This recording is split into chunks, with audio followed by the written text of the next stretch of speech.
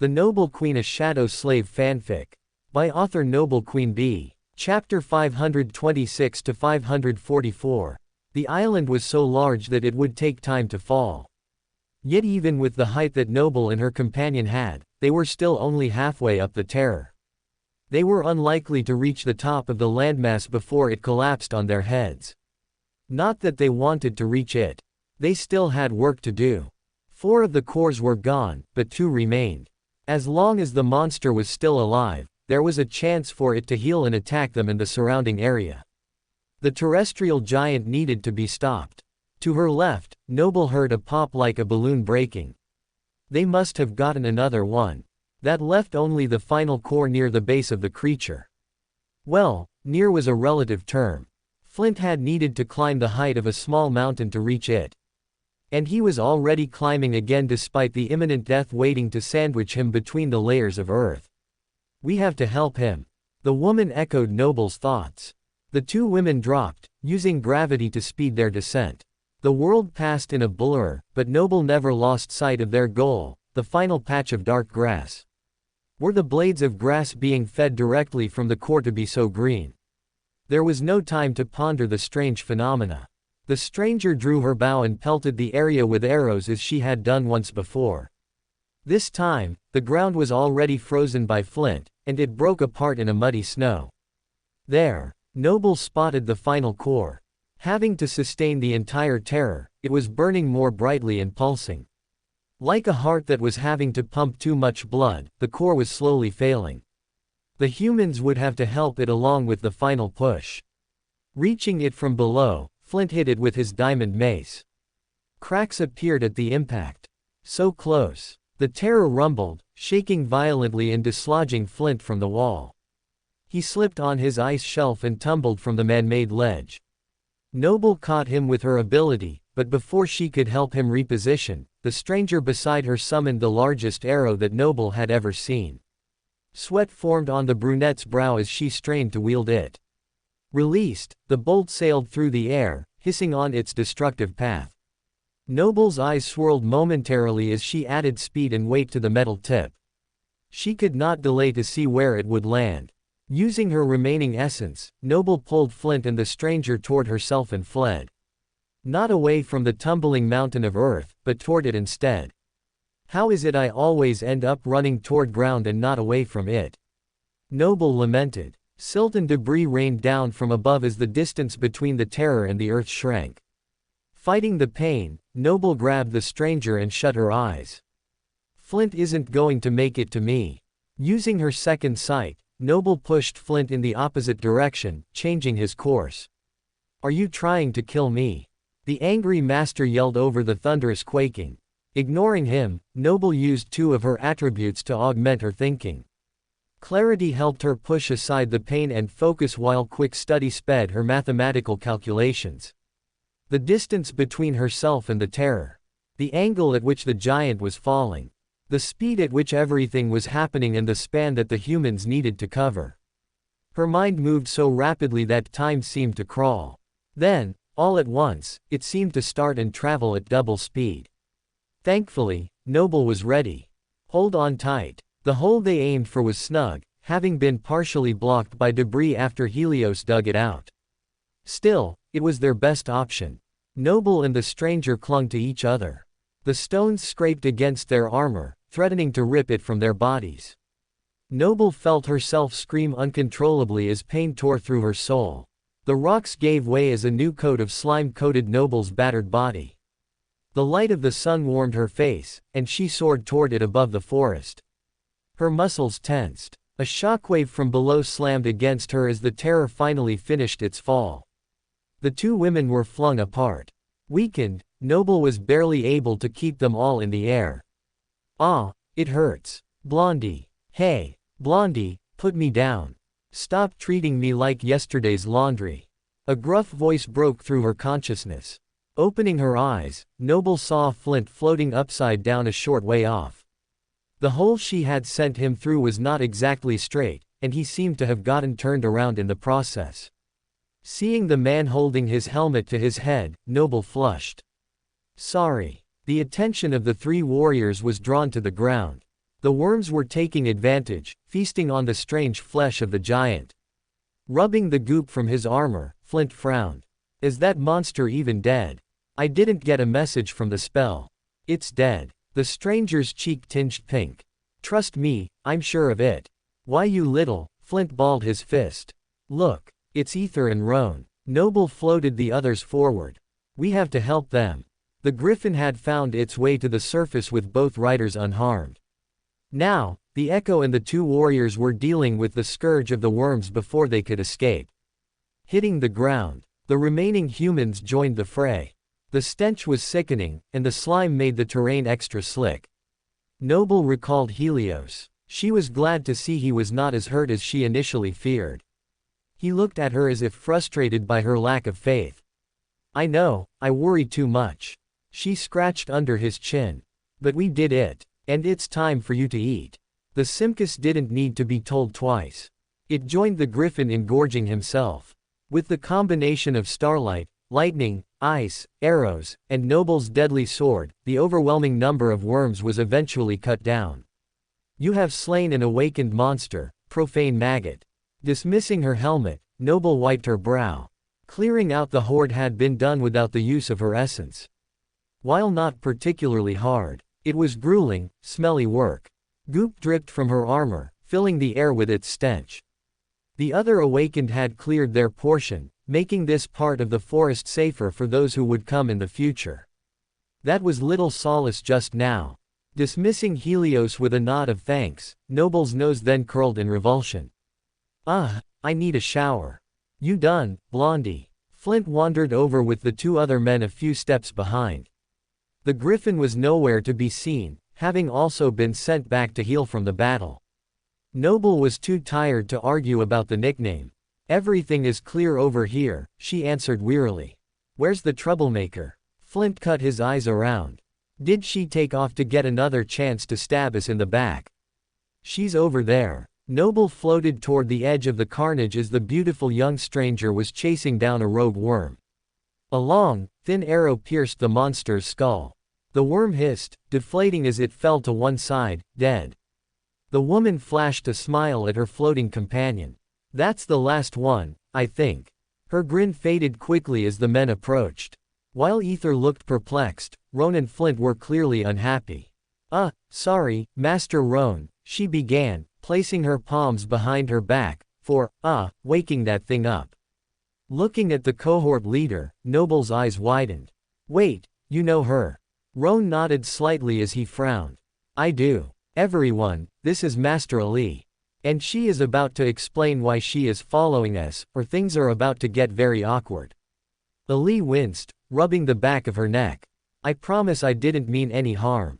Didn't mean any harm. Flint sputtered. You have done the worst kind of harm. You stole the terror's kill from me. The least you could have done after getting us all into that kind of trouble was let me get the credit from the spell. You were falling, Noble pursed her lips. I don't see any way you would have been able to complete the job.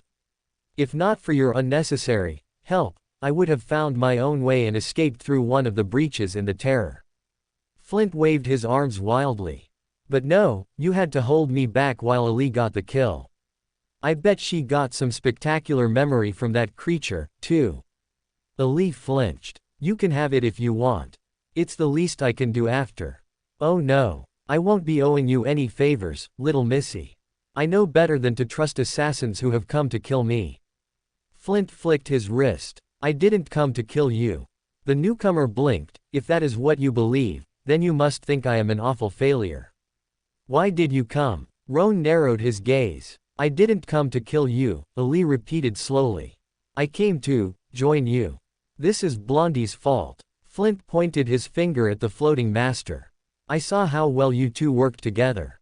You had this planned so she could tag along and we wouldn't ask questions. Swallowing her anger, Noble answered evenly. That is a remarkably wrong theory. I have never met this woman before today. Oh. Flint puffed out his chest. Then how did she know how to find us? Uncle Orem told me. Ali stepped in front of Noble to block her from her accuser's view. He sent me. He said where I would find you and everything. Oh Orem. Flint's emotions spiked. Your Orem's Ali. Noble leaned around the taller woman's shoulder and smiled sweetly. Is there something you want to tell us? Flint chewed his lip. No, you can't be that Ali. It's been years since I have seen her, but the last time I was around her, she had fiery red hair. Yours is clearly brown. A girl can't change her hair color every so often. I have heard even Lady Neffes makes her hair black to go through town without being mobbed. You're a woman, tell him it's not a crazy thing to do. Ali pleaded with Noble. Indeed, it's not, the floating master felt her ears burn.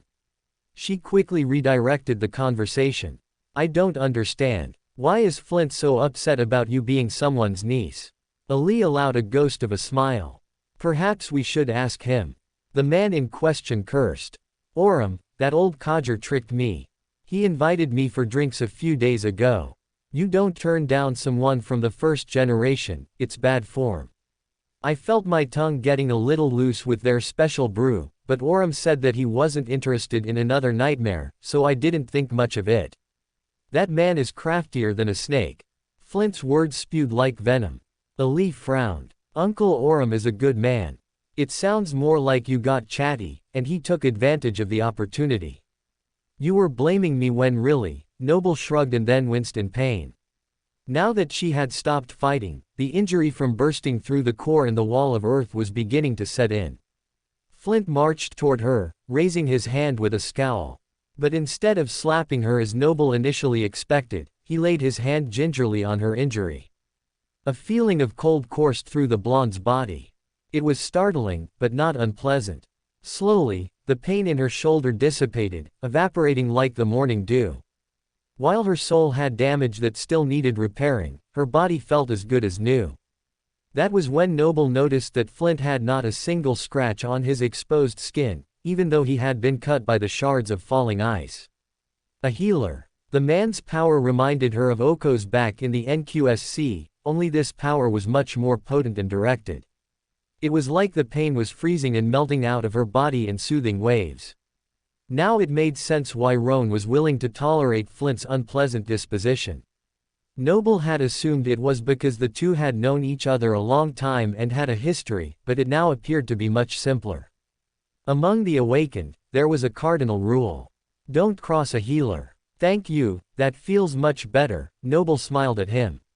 And don't worry. I forgive you. Forgive me. Flint pulled his hand away like he had been shocked.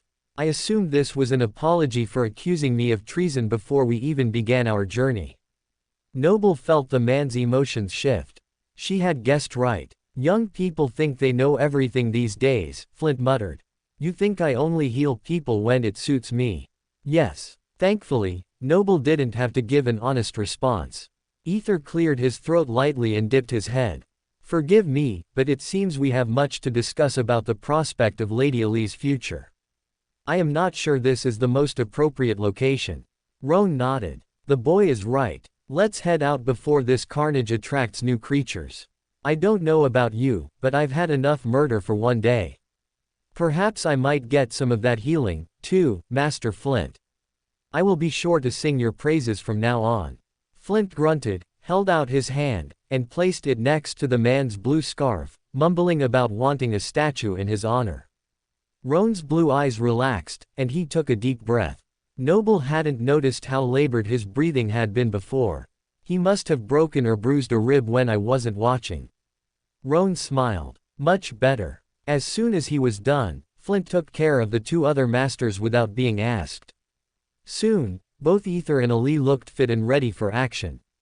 Maybe Flint isn't so bad after all. As if hearing her, he clicked his tongue. You young ones have no tolerance at all. At least this way, I don't have to hear you whine. Or not. I have never been one to complain, Ether straightened his shoulders. But I do have a concern. Our camp should be right over there. Noble looked in the direction the youngest man had indicated. The brown and desolate landscape stretched out behind them, but the land around it had been broken by the collision as well. The forest floor had fissures in it. And one of those fissures was where the tents and fire pit should have been. Roan sighed. Let's see if there is anything we can salvage for dinner. You can explain everything over a meal, Ali.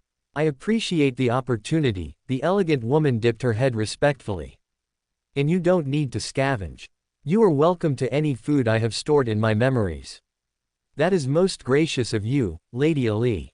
The gallant young man swept a bow. I don't believe we have been formally introduced. Don't give your name to that troublemaker, Flint tilted up his chin.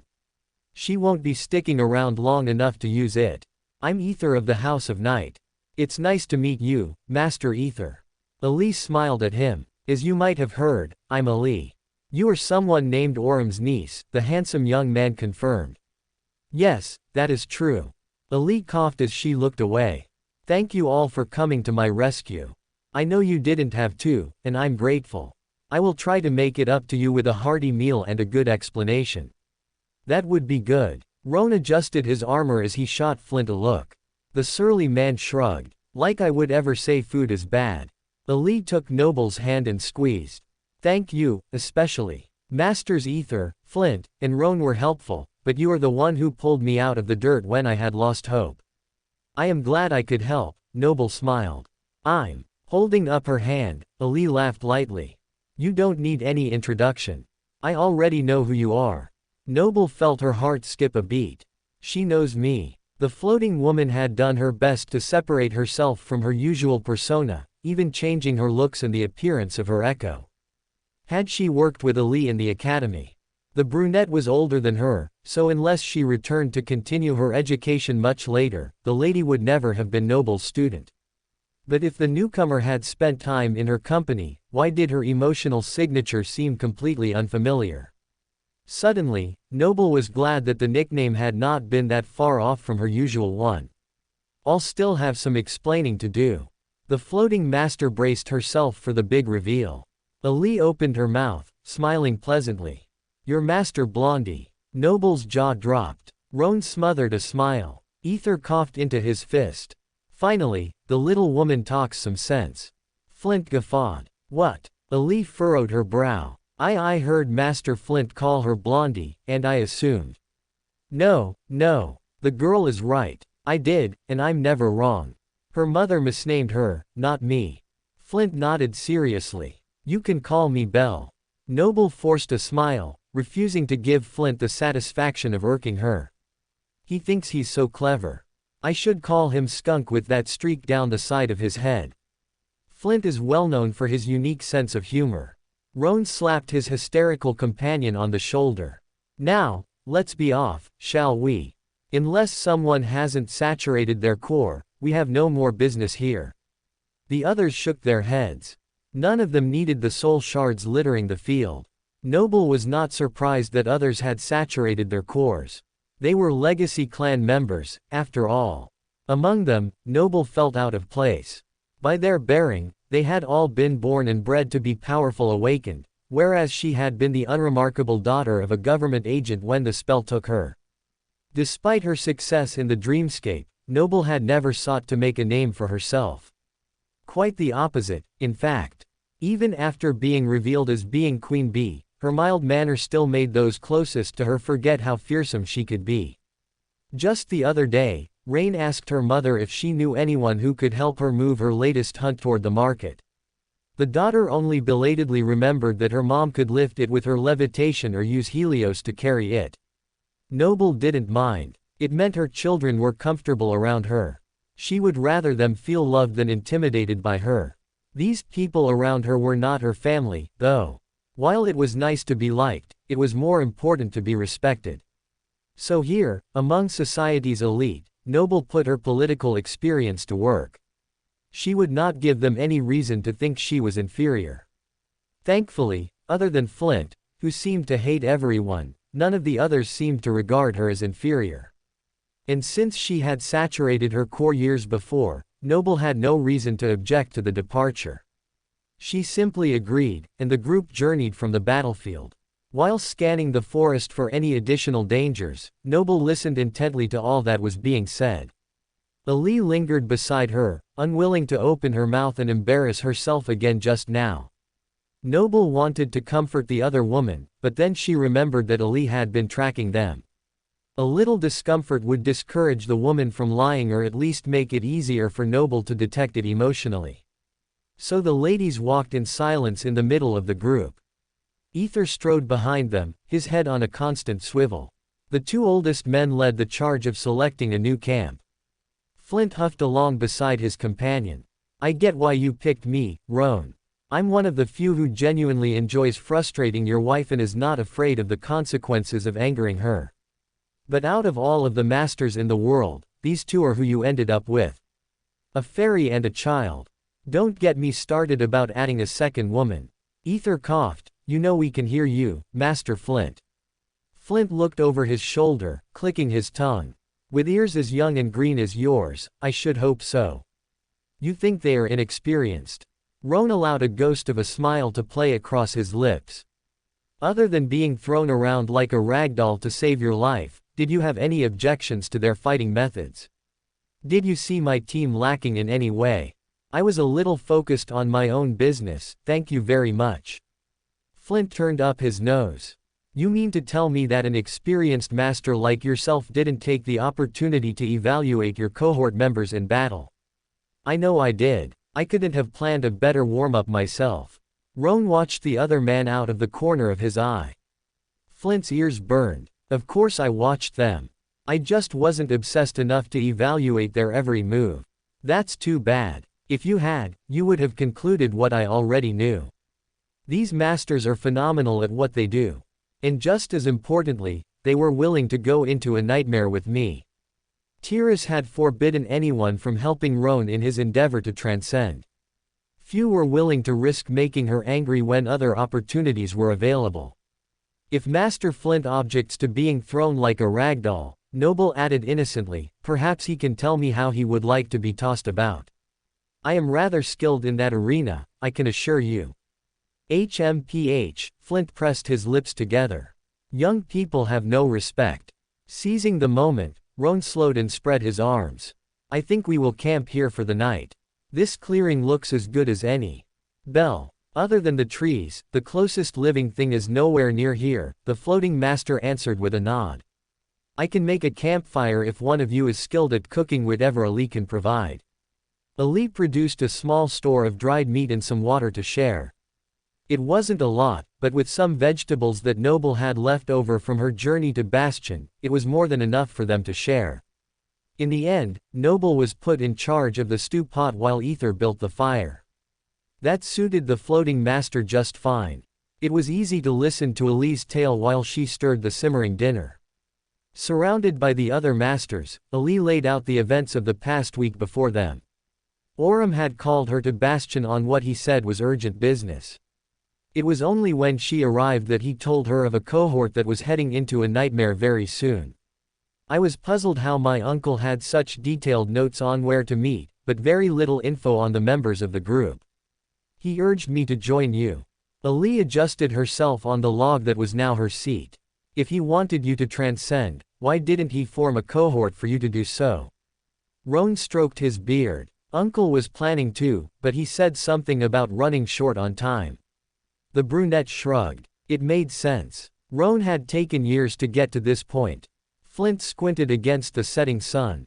Aurum isn't a fool. He wouldn't have sent his precious niece here without careful consideration. Master Flint is right. Uncle is very methodical. Ali nodded. I know my arrival was unexpected, but I hope that after my performance with the Terror, you will consider me a valuable team member. So, what do you say? May I join you? The rest of the cohort looked at each other, but it was the surly master who spoke first. I've heard enough. There is only one thing to do. Flint stood, brushing off his hands. We kill her and dispose of the body. What? Ali tumbled over the back of the log before gaining her footing. No one has seen us with her. Aurum will just assume she got lost in the woods and died. Flint continued with a dangerous glint in his eye. Ali stood her ground, but Noble could feel her trepidation within. There was no way she could survive if they all ganged up on her. No one is killing anyone, Ether assured the auburn-haired woman. He gazed daggers at his elder companion. Flint was joking, sort of. Noble's smile became strained. She had felt the fluctuations in Flint's emotions as he spoke. While the man was upset about being duped, the surly master was not displaying the emotions Noble would expect of someone seriously considering murder. Ether is right, Flint, Roan crossed his arms. If we go around killing human allies just because they want to join us, then we are no better than nightmare creatures ourselves. Roan regarded the newcomer and dipped his head. I assure you that no one will lay a hand on you, Ali. The worst that will happen is we will say no and send you home with a note for Orem to be less manipulative in the future.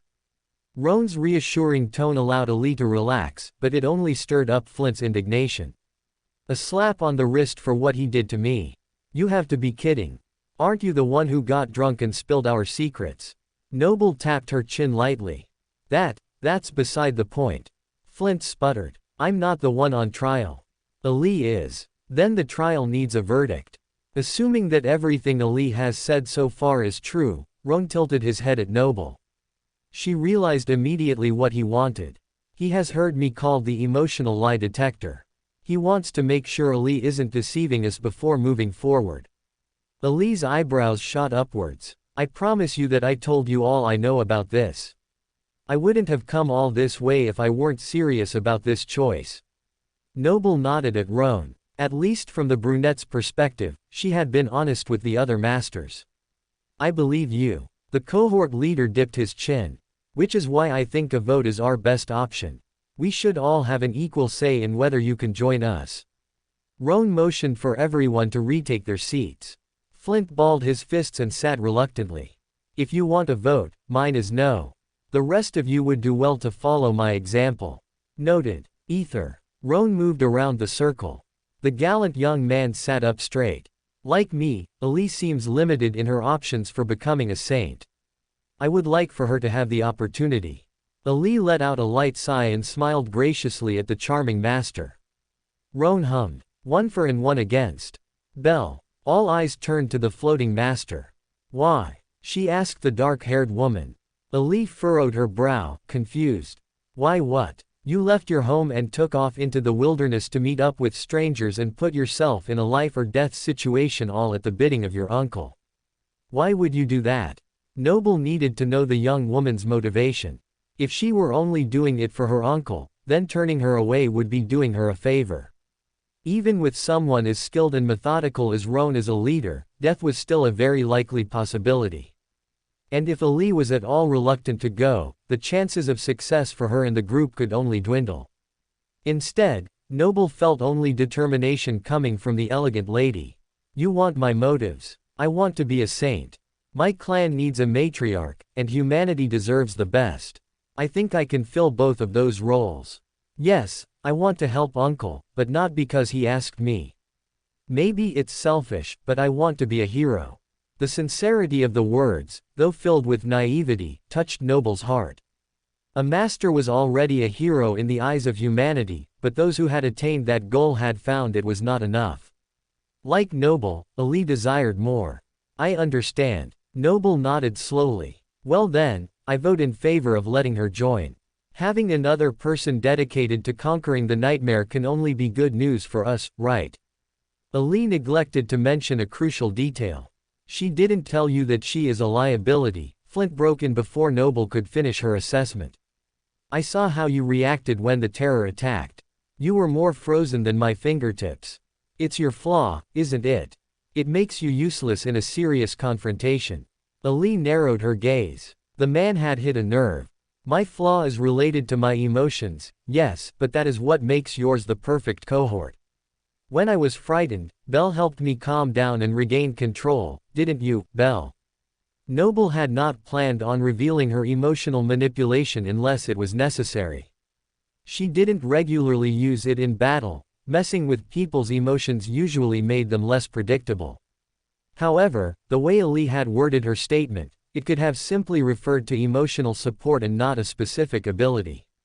Perhaps even Ali wasn't fully aware of what had happened. All she knew was that Noble was a calming influence. I did what I could. The floating master patted the other woman's hand. I vote yes. And before you ask, Flint, no, it is not just because I want another woman on this trip. As if I would say such a thing. Flint grumbled. Roan, Belle is trying to paint me as unreasonable, but nothing could be further from the truth. Surely you see that. If you had wanted her on this team, you would have recruited her, not the other way around. I've heard enough. Roan held up his hand. The others went silent, leaning forward slightly to hear the leader's decision.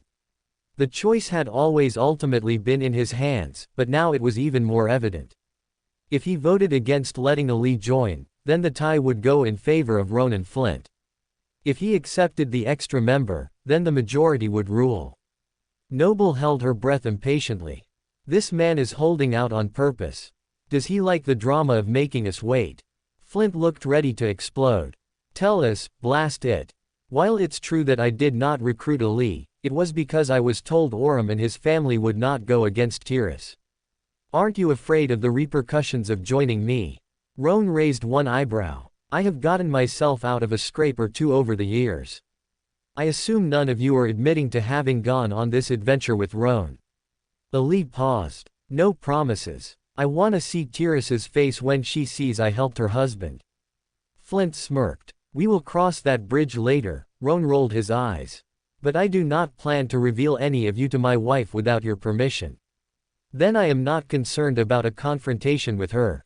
Ali shrugged. You have been lauded for your battle prowess, and your family is in good standing with valor. Roan studied her for a moment before nodding firmly. It's settled then. Ali is a valuable asset, and I am unwilling to pass up on the opportunity of having her join us due to selfish pride.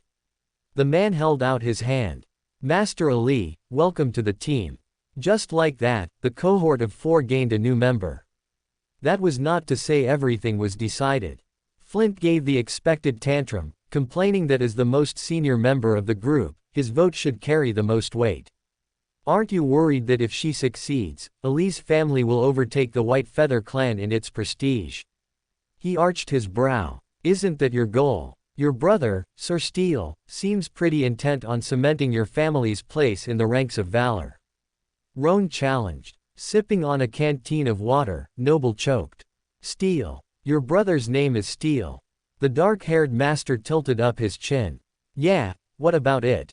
Noble scratched her nose. Oh, it's nothing. I think Belle was caught off guard by your mother's unique naming sense, Ether offered. You have something to say about my mother, Blondie. Flint's expression darkened. What? No. The floating master squeezed her eyes shut. Thank you for the help, Ether. I think next time I will manage on my own. I can stick my foot in my mouth just fine without you.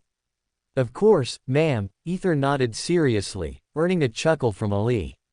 Noble wanted to glare at her female companion, but Flint was already staring her down. Flint and Steele. Very strong names. Noble smiled tightly and pumped her fist enthusiastically in the air. Tell me, what's it like having a brother for a knight of valor?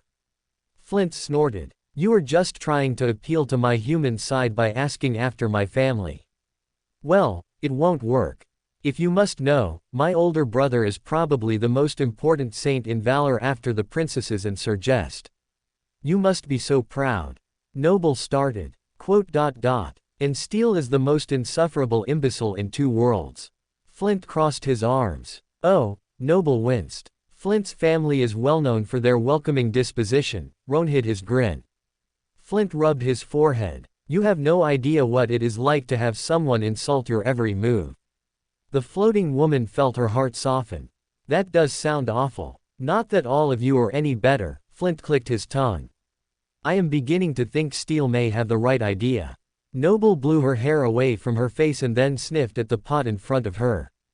Food's ready, she announced. Thank the dead gods. Ali caught herself. What I mean is, I am very thankful to be having the first meal with my new cohort. We should make good use of the time. Roan coughed lightly. I know what each of you brings to the table, but it would be good for all of us to get to know each other better. The leader summoned a large cloth. He laid it out between the members of the group like a picnic blanket. The mesmerizing tapestry of colors reminded Noble of Sarai's magical cloak. Where did you get this? She asked. Roan glanced at the memory with a reminiscing smile. A smith from Clan Valor made it. Why? It just looks familiar, that's all. The members of the group all called forth memories which would hold the bubbling stew. Then, once everyone was served, they sat down to eat and begin bonding. However, no one seemed eager to go first. I guess I'll start. Roan coughed. It's only fair since I brought everyone here. Dabbing at his mouth, the cohort leader set aside his bowl. All of you know me. My ability to harness lightning and my griffin echo are my most valuable assets. And your saintly wife, Flint added around a mouthful of food. Smiling, Roan conceded the point. Indeed, my wife is the best thing about me, but unfortunately, she is not coming on this adventure, so we cannot count her among our resources. How about you, Master Flint? Tell these, young ones, what you bring to the table. The surly legacy cut his eyes at the man in the blue scarf, but for once, he didn't utter a snide remark. Everyone already knows, I'm a healer. That is all anyone usually cares about. Flint answered bitterly. Darn my motherly instinct. Despite her knowing the man was fishing for sympathy, Noble couldn't help but take the bait. That isn't true. Your ice powers were very impressive, and I am very curious how you found the soul cores of the terror so quickly. Ice powers. Huh. More like I can detect and redirect heat. Making things hotter is difficult, but making things cold enough to frost over. That's as easy as breathing. Flint leaned back on his log with a satisfied grin. That creature's cores were a different temperature from the rest of the body, making them easy to spot. Usually, I locate the heart, giving me a place to aim my most deadly blows. The others stared at him with mild admiration, causing the group's eldest member to swell with pride. At least he has something to back up that arrogance. Noble nodded. Flint has some very marketable skills. If not for his prickly personality, every cohort in Two Worlds would be seeking his help. How about you, Blondie? You have anything going for you besides your flying? Flint shifted the attention to the next member of the cohort. It isn't exactly flying. Noble did her best not to take offense. It is a form of levitation. I am also able to change the weight of things, which helps give my hits extra punch. Oh, and like Roan, I have a pretty nice echo. That she does. Ali clapped. I've never seen a more beautiful mammal. Thank you. The violet-eyed woman smiled brightly. I'm pretty fond of him myself. Ali motioned for Ether to go next. He took a deep breath. Most people expect me to have an affinity for the water. But actually, my aspect is linked to the night, stars, and guidance parts of Storm God's domain, since I possess that lineage. I can create blades and other weapons of starlight. Oh, and I can walk on any surface, including water. I do have an echo, but unless we end up somewhere aquatic, I don't think it will serve us much in the nightmare. All eyes turned to Ali. Now I wish I hadn't gone last. All of you are pretty spectacular. You have set the bar pretty high. I saw how you fought while whizzing around without any control over where you went. You are a very capable warrior. Noble wouldn't let her get away with false modesty, however well-meaning. It helps that I have very keen eyesight even for an ascended. Not Saint Kai's level of vision, but still very good. In general, my reflexes are heightened, allowing me to move more instinctively like an animal. I have been compared to an agile Mustang, whatever those were. The brunette paused. I don't know how well any of you know my uncle, but his aspect is heavily tied to Earth and its surroundings. Mine is also, though in a different way. Like Ether can harness starlight, and Roan can summon lightning, I can pull from the strength of the ground and use that advantage in battle. Flint blinked at her, his mouth agape. Ali, let me get this straight, are you saying? Are you an Earth Shaper? Welcome to Fanfic Audiobook, your go-to place for immersive audiobooks. If you enjoy the content, don't forget to like the video and subscribe to our channel for more amazing stories. And please support the author by link in description. An Earth Shaper. Noble's blood ran cold. Could it be? This was the second person she had met who was associated with clan valor and could alter stone. Could she be related to Harlow? While affinities occasionally ran in families, especially among the clans, it wasn't guaranteed. I wouldn't consider myself any kind of shaper, no. At most, I can move Earth. So maybe Earth Shifter is a better term. Ali explained. Wait, Flint gritted his teeth. You mean to tell me that you had literal Earth powers and you didn't use them on that dirty monstrosity back there? Why didn't you use your powers to freeze the cores when you located them? Ali shot back. The Elder Legacy frowned. My powers don't work on living beings. The most I can do is cool the air around them. Even if I somehow managed it, those cores were too big and the giant too powerful. It would drain my essence before it had any effect. Same for my powers, Ali brushed back her braid. The terrestrial giant is a being, not a mound of dirt. Its control over the world around it was much stronger than mine. It wasn't until the third core cracked that I could wrest any control, and even then, it was only clearing the silt that was stuck between the living particles. It made sense. Certain creatures had absolute control of the world or part of the world around them, especially when they got to higher ranks and classes. Ali was not holding out on them, she just couldn't use her powers because they were being suppressed. But in other arenas, like the nightmare, that suppression would not exist. If she finds out my flaw and wants to harm me, I could be in real trouble. I have to find out if she or any of them are connected to the woman who killed my father. I don't think I could live with myself if I helped someone who might have been involved in his death. Roan and Ether were unlikely to have had dealings with the vile assassin, but the other two seemed more closely tied to the infamous clan. Noble forced a smile. Earth power. That is fascinating. You don't happen to know a woman named Harlow, do you? Noble had directed the question towards Ali, but she carefully monitored the emotions of everyone in the circle. As she expected, the two from the House of Night and the White Feather clan showed mild curiosity in the topic. Ali furrowed her brow, but it was Flint who had the strongest reaction. Don't tell me you knew that little weasel. He balled his fist. That hussy never had an honest day in her life. I'm not sad she is gone. She and her brother tried to push Steel out of the way in a power grab, but it ended up imploding on itself. Her family doesn't have half the prestige it did even a couple of years ago. Just when I think I hate this guy, he says things that make me like him again. It's like I'm riding a yo-yo.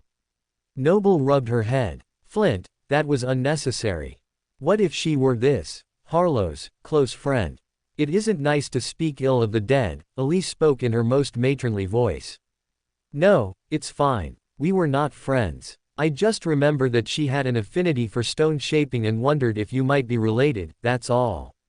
Noble did not want to be mistaken. She and Harlow were the farthest thing from friends. Harlow's death was the only good thing to come out of the Skinwalker invasion. I see. No, I don't think we ever met.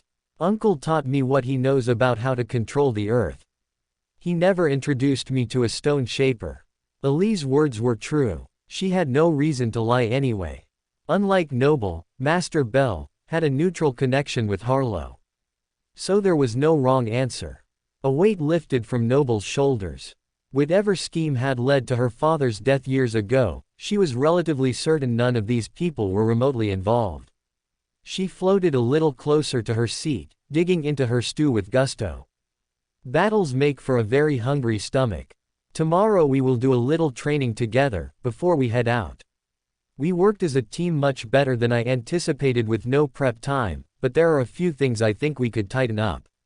Roan informed them as they finished their meal. Tomorrow afternoon, we continue on our journey toward the seed. Depending on how things go, we will be there in a day. It's that close. Ali tilted her head. Roan nodded. It has been festering for a while and appears very close to blooming. That's why Anvil would like it taken care of and didn't ask too many questions about who I might be taking with me. With a war looming on the horizon, Anvil wanted as many saints on his side as possible, but he also couldn't afford to send off all of his best masters into the same nightmare. So he was spreading out his champions instead. Lord Anvil didn't care about the others who succeeded. He had the lineage of the war god. If anyone stood in his way, even a saint, the Sovereign of Valor would have no issue making the problem disappear. Just like his clan had done to her father. I won't be another of his casualties. Noble placed her hand on her heart. She had too much to live for. Too much to protect. After a little more planning, the team decided to retire for the evening. They set up a schedule to keep watch and selected their sleeping space. Noble summoned Helios, and after explaining that she tends to float away while sleeping, she called forth a lasso memory to lash herself to him. If anyone thought it was a strange solution, they didn't say so. Soon, everyone but Flint, who was taking the first watch, was settled around what used to be the fire. The lack of tents meant everyone would be sleeping under the stars, which Ether seemed particularly happy about. The stars in different parts of the dream realm are fascinating, he commented as he stared steadily upwards. I don't notice as much in the day, but I can feel keenly at night how different this sky is from the Stormsia and the waking world. I've felt the same about the different suns, Roan answered him in a wistful tone. I have often wondered how so many different skies came to exist. What else? Magic, Ali chuckled, resting her head gently on her hands. I once heard magic was just science we didn't understand yet, Noble sighed. Some things are not meant for human understanding, Roan yawned. People have gone mad trying to peek into the mysteries of the moon. Imagine how insane we would have to be to comprehend the whole of the dream realm. I suppose, the professor shut her eyes. She didn't want to go crazy, but the academic in her thirsted for the answer to the strange mishmash of the different regions. There wasn't time just now to contemplate the riddles of the universe, so Noble reluctantly let her thoughts drift away like clouds. Tomorrow there would be more time for thinking. Just now, she needed sleep. Training the next morning went smoothly. Despite Flint's negative running commentary, the group found their rhythm almost instantly. A level of deference and trust knitted them together that could only be attributed to their shared battle the day before. The only tense moment was when Flint heckled Ali while she was demonstrating her earth-shifting ability. The elegant woman could not create stone, but she could move around earth that was already there. The cantankerous eldest member of the team was, as usual, unimpressed by the display. I have a shovel that can do that, he mumbled. Beside him, Noble rolled her eyes. Medicine can heal others, and spelltech can help with identifying weaknesses in nightmare creatures. But not as well as you. Can that shovel of yours shift an entire hill of dirt in an instant? Who says it can't? Flint puffed out his chest. Bringing her hand to the ground, Ali moved the forest floor aside, creating a sinkhole right below Flint's feet. The man backed away quickly. What's the meaning of this? He cried indignantly. Just letting you put your shovel where your mouth is, the brunette smirked. Hovering over the hole, Noble looked down into the abyss with an indifferent expression. You should probably get going. I would be interested in seeing this shovel as well. Ether, who was standing on the other side of the clearing, nodded seriously. Child of Promise looked at the young man with compassion. I don't think there is any such shovel. Ali was calling Flint's bluff. The handsome legacy frowned. Ah, I see. Thank you for clarifying, ma'am. That was a cheap shot. Flint straightened his armor as he eyed the edge of the hole. If this were a real battle, my ice would obliterate anything you can do with your earth. How about a duel? Ether suggested, like the Dreamscape. I have always wanted to participate in one of those. The young legacy smiled genuinely, and the world around them suddenly felt like it was bathed in moonlight. The pleasant sensation was like a drink of cold water on a hot day. He really should smile more often. The world would fall at his feet. You've always wanted to have a Dreamscape battle. Noble tilted her head. The young man nodded. I have only ever sparred with people from the House of Night. Tucking her blonde locks behind her ear, the former duelist shook her head. It's just as well. Those duels can be rather addictive. Ether raised an eyebrow. Did you participate before you became a master? I dabbled. Noble's smile became strained. Dabbled. Huh. Look who thinks she is Queen Bee. Flint crossed his arms. Just because you can float, you want us to believe you might be that champion. For your information, she was far more talented as an awakened than I have seen any of you be as masters. And prettier too. You are a fan of the Queen Bee. Noble could barely believe her ears. What? You think I am not cultured enough to enjoy the Dreamscape? I will have you know I watched all her fights and was present at her comeback championship in the group tournament. The older gentleman scowled at the floating master.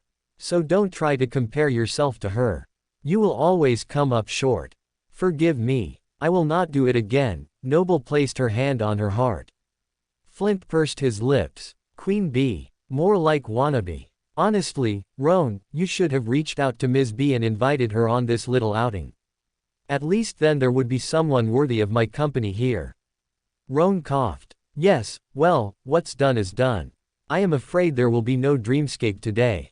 We cannot afford to have any injuries so close to leaving. We should be on our way. The eldest legacy glared at Ali as he pointed down. Are you going to fill that hole, or should I freeze it over? I wouldn't want some unsuspecting traveler to fall in and get trapped. Sighing, Ali snapped her fingers, and the hole filled with a tsunami of soil.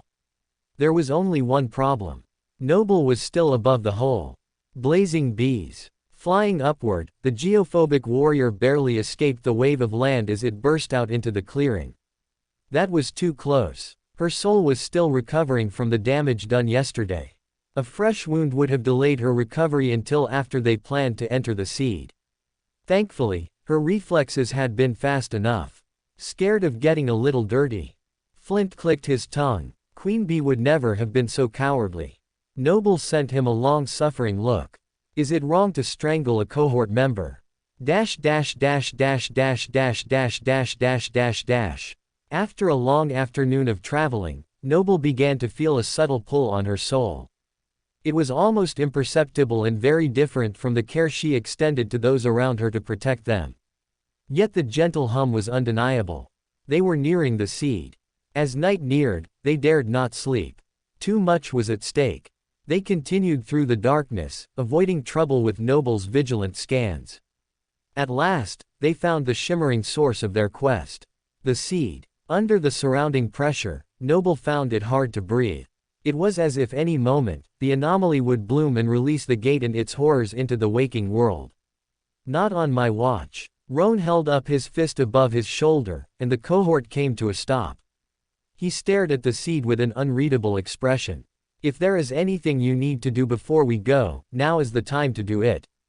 Some awakened had superstitions, including praying to the dead gods. Those present did not put any faith in the departed. They called on their helmets and weapons. There was no reason to be caught lacking if they were dumped in the middle of a battle. As the last of the sparks dissipated, Roan gave the final words. Remember to look for Bastion when the nightmare reverses. That is our meeting place. Whatever happens, get there, no matter how long it takes. There was always the chance that the group would be sent somewhere else in the dream realm, but from experience, that did not seem to happen often, if ever. Everything was set. There were no more preparations to be made, and there was no reason to delay. The nightmare would toss them wherever it pleased, regardless of the time of day. So as the sun began to rise on the horizon, Noble took one last look in the direction of her home. I'll be back soon, Fort. I'll be home with you and the kids very soon. Her body might be entering the third nightmare, but her heart remained in Ravenheart. Remained with the 4 people she loved most in the world. That would never change. Shutting her eyes, Noble waited for the signal, then held out her hand to touch the seed. The landscape around her disappeared, replaced by a mesmerizing darkness. In the stillness of that void, Noble heard the voice of the spell. Ascended. Prepare for your third trial. 5 stalwart souls, welcome to the nightmare. The tinkle of broken glass sounded in the void. Noble tried to locate it, only to be blinded by the light of a quickly rising sun. The world stretched out before her, more vast than even her ascended mind could comprehend. A shimmering ocean along the southern border glittered like diamonds. It was fed by dozens of glorious roaring rivers. To the north, a chain of jagged mountains obscured the horizon. To the west and east, there was land covered in grassy plains and robust forests. Lakes dotted the landscape like tiny mirrors of the sky. But that is not what caught Noble's attention. Despite the undeniable beauty, there was something very wrong about the place. The land was deeply scarred and felt on the verge of breaking. Trying to focus on any of the scars gave Noble an intense headache and a feeling of dread, as if looking at them too long would cause her to fall into them and be swallowed whole. In a blink, time began to reverse, bringing Noble to her senses. Ignoring the blots on the landscape, she searched for the one thing that mattered most. Bastion. Panic arose in her chest. Where is it? If she couldn't find it before the reversal was complete, that would mean one of a few things. And Noble didn't like any of those choices. There. She pointed to the fortress, covering it with her finger. The proud palace stood in almost the center of her view like a beacon of hope. It was a little strange that she hadn't seen it immediately. But now that she had, her nerves calmed. The world became more beautiful and less forbidding now that she had her meeting point. Everything would be fine. She just needed to find the others and conquer this nightmare. Having found her goal, Noble tried to study as many of the markers as she could. Unfortunately, she had never been this high above Lord Anvil's domain, and the peaks on the maps she had studied did not seem to correspond with the mountains in her view. The sun's and moon's paths across the sky slowed. The reversal was coming to an end. It's showtime. Noble gripped her zenith with both hands and prepared to descend. The sun paused high in the sky.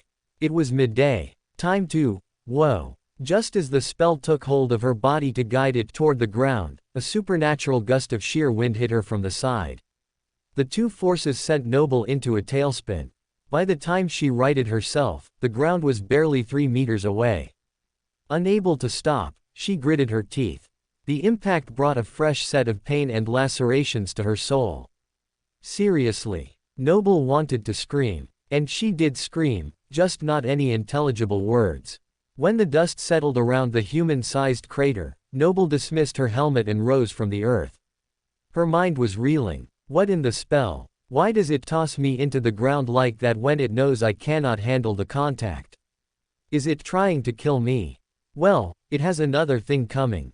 Noble rubbed her eyes, trying to clear her vision. The combination of spinning and pain had blinded her temporarily. Using her second sight, she searched for her sword. When she could not immediately locate it, the floating warrior dismissed and resummoned her trusty weapon. She needed to be ready for anything. Fortunately, nothing seemed like it would immediately attack. Perhaps things had been scared off by her comet-like landing. If they were, that was a relief. It would give her time to recover. Beside her, a lovely purple creature materialized with a sympathetic purr. "Don't let me float off," she commanded him. While Noble didn't think she would pass out, it was still good to have someone watch her back while she dove into her soul sea. As she expected, the incandescent sun overhead was covered in hairline cracks and scratches. The water of the sea was disquieted as well. "I hate my flaw." She could almost hear the strangely familiar voice laughing at her. If she had liked it, would it really be considered a flaw? However, her flaw seemed extra brutal compared to others. No use complaining. "I need to heal." While Noble would heal passively simply because she was an awakened, she could expedite the process by circulating her essence. Crossing her legs, the master floated over the colorful water and meditated. At last, the throbbing in her head abated. She could think more clearly. "I've wasted enough time." Opening her eyes, Noble stopped their swirling and returned them to their violet hue. She began to survey her surroundings with more intent. "Where am I?" The spell and its antics had turned her around so much that she had no idea where in the landscape she had landed. Was she near the ocean or the mountain range? Or maybe it had dumped her far east or west beyond the bounds that she had been able to see. That would be unfortunate. Since the crater was devoid of any reasonable place to hide, Noble backed up into the tree line. If needed, she could float up and hide among the branches. The forest was thick, with strange colored trees unlike any she had seen. Some bore leaves with relatively typical shades of green, red, and yellow. Others had trunks with orange stripes, chartreuse zigzags, or colorful patterns with hues that Noble couldn't name. The world around her looked more like a funhouse than a forest. It was like an artist had painted the world using a color palette selected by a child, strangely intricate and also sublimely simple. How curious. She hadn't run into any forest like this while traveling through the lands belonging to Valor, but that wasn't too surprising. What trees she had seen had succumbed to corruption, and other than their unique coloring, these seemed completely normal. Almost too normal to be in the dream realm. The fruit overhead was ripe and redder than any apple she had ever seen. It looks delicious, but looks could be deceiving. Beside her, Helios's ears twitched as he let out a low growl. Noble took her eyes from the luscious fruit and furrowed her brow. Good boy. I will take it from here. She patted the echo gently before dismissing him. She looked down at the bracelets on her wrist. With them and without the huge purple simcus, the floating master should be able to avoid whatever trouble might be coming her way. And right now, avoiding trouble sounded much better than facing whatever was coming in battle. Ducking behind a coniferous tree with jagged purple leaves and stripped bark, Noble squinted to see into the distance. She could use her second sight or emotional detection to locate the source of Helios's concern, but she didn't want to slow down her healing. A thunderous crack filled the air like a coming storm. A tree from the dappled forest tumbled over. Noble held her breath. What kind of creature could bend and break something so massive? A few more trees went down, and Noble saw a blur of motion along the ground. She summoned her helmet. Even if she wasn't discovered, a tree falling on her head would be unpleasant. Another tree fell, and a moment later, Noble could hear the swishing sound of it being dragged along the forest floor. That's when the source of the destruction finally came into view. Noble blinked. She paled. She felt her blood run cold. She stood in stunned silence. Fear gripped her soul. Not again. Of all the things in two worlds. It simply wasn't fair. Noble would have preferred a horrendous nightmare creature over what she was witnessing. Though there did seem to be creatures among the commotion that she saw. Was the spell trying to give her a mental breakdown? Well, it was working. The sight before her put more fear into her soul than any mind attack could. People. Hundreds of them were heading her way. Loaded carts pulled by beasts of burden mingled with the crowd. All of them were heading her way through the dense brush. It was a caravan. Noble suddenly felt very small and insecure. Memories of her first nightmare flooded back after years of being suppressed. Everyone in that long trek had died. Everyone but her. No. It's not the same caravan. Noble was sure of this fact. There were no children in this group. And her first nightmare had not been in a forest as memorable as this. Still, the floating woman remained behind the tree. They were coming this way, sure. But that didn't mean that she needed to meet them. Her goal was not to make friends here. It was to find the other members of her cohort and figure out how to beat the nightmare. Noble could let them pass without interacting. However, meeting them could provide a great opportunity to collect information on the area. These people were natives and nomadic. Who would know the place better than them? That's assuming that they are friendly. Stop here. A voice boomed. The forward progress came to a halt. Using her second sight, Noble saw a woman in flowing robes climb down from the front cart and kneel to inspect the ground. What do you think? She asked the man closest to her. He seemed surprised to be addressed. He coughed. Well, I do not see a fallen star. It could have been made of ice. Someone else suggested. Then where is the water from where it melted? The crowd, which had been watching in awe, suddenly erupted in theories about the hole in the middle of the forest. I think a creature drank the water. All of it. Before we got here. That's absurd. I told you the sky is actually falling this time. What else would not leave a trace when it crashes into the ground? I can think of at least a dozen options. You don't think it's related to those other things, do you? I hope not. Noble listened to them, her mind a mix of confusion and amusement. No matter which world she was in, people were still curious creatures who liked to puzzle out a mystery. And they could be hilariously wrong, especially in groups. But how did they see me fall? The nightmare should have started when she hit the ground. No one had ever mentioned people being aware of the challengers descending from the air. That means, the person she had replaced had also plummeted to the earth. That explained why she was sent tipsy-turvy by the spell before the crash landing. Had the person been thrown to that height, or had they fallen from somewhere? Maybe they had launched themselves in some haphazard attempt at flight. What kind of crazy person would do that? Whoever it had been originally, her journey had ended in epic failure and attracted these nomads to investigate. As a few began to talk about how the hole was punishment from the war, the first woman held up her hand. Enough. The pressure of her words was felt by everyone, including Noble. It was not a command easily disobeyed. Then the woman laughed so musically that Noble could hardly believe it came from the same person. You should see all of your faces just now. While I appreciate all the theories, there is no need to guess. Why? The man to her left furrowed his brow. Because. Noble took a deep breath. I'm right here. Removing her helmet, Child of Promise stepped into the clearing. The people on the other side of the crater gasped, backing up closer to the wagons. Some gripped the weapons at their side while others held up their hands defensively. Only the woman in the flowing robes and the man closest to her remained unperturbed by her appearance. Huh, that wasn't my solution, but it works. The peach-clad woman smiled as she drew up to her full height. The bangs of her mossy hair framed her face as she glanced curiously at the newcomer. What are your orders, my lady? The man beside her bent his knees slightly as his right palm twitched. I say we try something novel, the lady nodded, and tried talking to her. The man did not relax. Understood. Ignoring her tense companion, the gray-eyed lady waved gently across the hole. Greetings, traveler. From whence do you hail? From whence do I hail? Noble hesitated. A truthful answer would cause confusion, and blindly pointing to a location could cause unforeseen trouble. The strange woman pushed back her silky hair with a frown. Poor thing. The crash must have affected her intelligence. I shall try again. Lady. Sirs. She spoke slowly, crisply cutting each syllable to avoid confusion. Are you from here? No, my lady. Noble dipped her head in a small bow.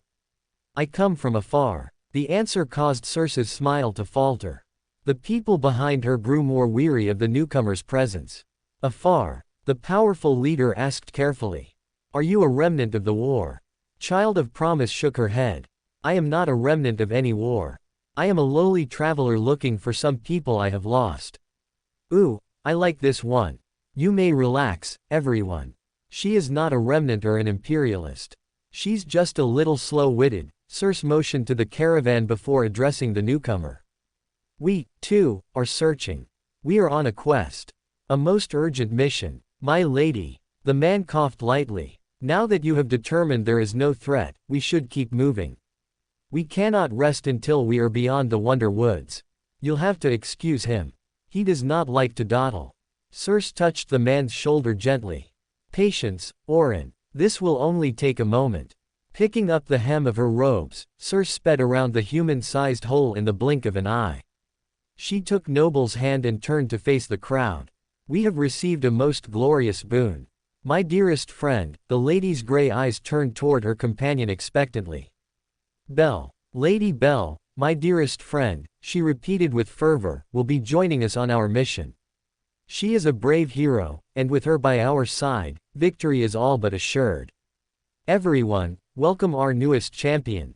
Dearest friend, champion. She had gone from stranger to closest companion in the blink of an eye. What in two worlds is happening?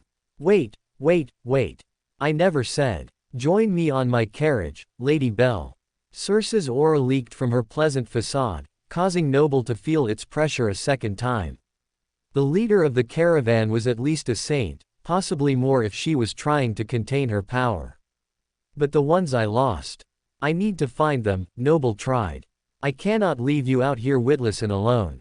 What kind of best friend would I be if I did that? Don't worry. I will help you in any way I can. That includes helping you find whoever you were looking for. The saint laid her hand on her heart. My ladies, Orin dipped his head. Come on, Circe pulled on her companion's arm. Our quest waits for no one. Our quest. Noble rubbed her head. Suddenly, she preferred the nausea of spinning and pain of falling over the frustration this effervescent saint was causing.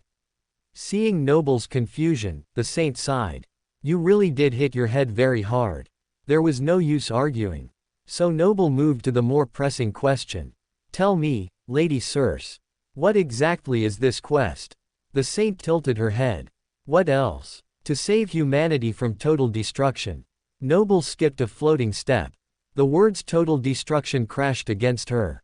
Was this nightmare taking place when the last people of the dream realm perished? That would be quite a central conflict. But it sounded more like a fifth or even sixth nightmare than a third. How are we supposed to survive if literally everyone is doomed to perish? Child of Promise swallowed. When you say all of humanity, what exactly do you mean? Circe gave her companion a strange look and laughed lightly. I suppose my wording was a bit dramatic. My sisters and I must save our people. Maybe your people in the far-off place are not struggling like we are. My people struggle also. Noble could not offer her any safety or comfort.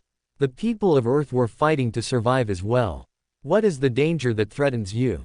The saint's laugh became more genuine. What a precious little thing you are. That fall has made you as innocent and empty-minded as the day you were born. I shall not spoil your day with that kind of news. Now, we must be on our way. The saint climbed up into the carriage, but Noble pulled free of her grasp. She had been bossed around in her second nightmare by a woman more powerful than her, and she didn't intend to have it happen again. Sure, this saint was far friendlier than Amira and seemed less likely to challenge Noble to a duel to the death. But that didn't mean Noble wanted to fall under the control of some ancient saint. This is my nightmare, not hers. I will make my own choices. Noble bowed deeply. I appreciate your offer to join in your mission, my lady. I do. I wish you well on your journey. But I must head to a great fortress, and I don't have time to divert my attention just now. So if you can just point me in the direction of the fate has truly entwined us together. Our party is heading for the fortress to rest and resupply. Circe clapped her hands. She's not lying. Noble hesitated. She could fly in the air and try to locate the place herself. But with her questionable sense of direction, was she willing to rely on her own navigation when there was a better option? Is it far? Circe shook her head. We should reach there by tomorrow evening. The saint held out her hand. But only if we get moving. Noble chewed her lip. Coming to a decision, she accepted the woman's hand and climbed onto the driver's bench. She would attend the saint, but only because she wanted to. And only as far as Bastion. After that, she would have her cohort, and together they would conquer the nightmare. Oren whistled, and the column of people and carts began to move. With 2 quick strides, he alighted the steps of the foremost wagon to take over the reins from his leader. Only now his seat was occupied. Oren frowned and climbed on the smaller bench behind the ladies. While he didn't say anything about the change, Noble could feel his annoyance. Thank you for the ride, Noble smiled graciously. Both of you. It is most gracious of you to accept me so willingly. As if we would leave you stranded. Circe seemed genuinely hurt. We are civilized people. We take care of our friends. Do you always make friends so easily? Perhaps everyone was her dearest friend as soon as they met her. Goodness, no. The peculiar saint pursed her lips. My mistress simply makes judgments about people quickly, for better or worse, Oren explained. I chose you, didn't I? Circe turned in her seat to look at her subordinate. You did, my lady. The man nodded. And did I choose wisely that time with my quick judgment? The saint raised one eyebrow. Indeed, you did, Oren's face softened, accepting the gentle chastisement. And I am sure you did this time as well. We are happy to have you, Lady Belle. His words were sincere, and Noble relaxed slightly. It would have been very hard to travel 2 days with someone staring daggers into her back, especially since the man could very well attempt to plunge a sword into her spine if he desired. He wasn't any ordinary bodyguard. Oren was a powerful awakened. So powerful that Noble guessed that he was an ascended. He carried himself like he knew his way around a blade, and Noble wasn't keen to test that theory just now. So it was very good that the guard's emotions had settled. Thank you for the kind words and the welcome, Sir Oren. Just Oren, my lady. My official title is Shieldbearer, but that is a mouthful. Oren chuckled. You may call me Belle. I'm not actually a lady. I mean, I am a woman, just not a gentlewoman. Noble rubbed the back of her neck. Nonsense. You are Lady Belle because I said you are. Anyone who calls you otherwise will have to face my wrath, and no one wants that. Circe smiled brightly. Indeed, they do not. Oren shifted uncomfortably. I don't know what they are so afraid of. The gray-eyed saint shrugged. It's not like I've turned anyone into a frog recently. You can turn people into frogs. Noble unconsciously slid away from her on the bench. I want a saint transformation, but a flying frog is not what I had in mind. You sweet summer child, anything is possible in this land. Imagination is your only limitation, was your only limitation. The saint flicked the reins. For example, you fell from the sky. Who would have imagined that? At first, I was afraid that my wondering if anything interesting would happen had caused me to hallucinate, but then everyone else saw it too. How would your wondering cause you to hallucinate? The floating master felt puzzled. Is she insane? Fortunately, her shieldbearer came to the rescue with an explanation. He motioned to the world around them. This is the Wonder Woods. Letting your mind wander and wonder can cause some fanciful sights, and lead the wanderer to get lost. Oren shivered. That is why we cannot rest here. Even stopping to investigate you is risky. Now you know why I urged us to keep moving. I see. Noble looked out into the forest. Was the place enchanted, cursed, or possessed by some ancient malignant being? The trees looked beautiful, like a forest of mythical nymphs ready to come alive when no one was looking. The colors of the trunks would be elegant dresses, and the leaves would transform into glorious coifs of hair. The fantastical thought made Noble smile. There were no nymphs. The trees felt completely normal. Noble frowned. Feeling normal in the dream realm was strange in itself. Even the most mundane object still felt foreign to those who belonged to the waking world. It was something Noble had become accustomed to, and the absence of the feeling was eerie. I wonder how this place came to be. Her eyes went wide. The forest transformed. The trees lost all their vibrant color. Shades of green and brown replaced them, all of them overshadowed by a dull gray. Only one thing shone in the lackluster landscape. A woman. Or at least she had the appearance of a woman. A goddess. No, not a goddess. Noble was quite certain that she would never be able to look at a goddess, even in her imagination. The dead gods were just too unfathomable for her mortal mind.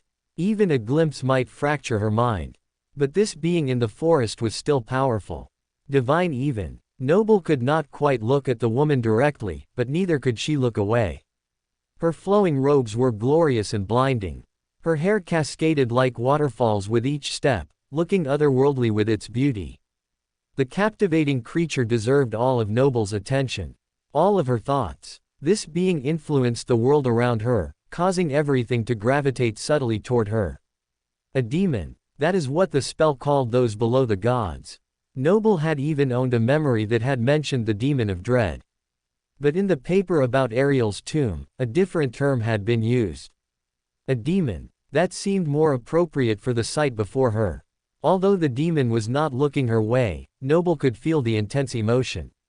She's sad. What could make an all-powerful being sad? Then a second emotion joined the first, loneliness.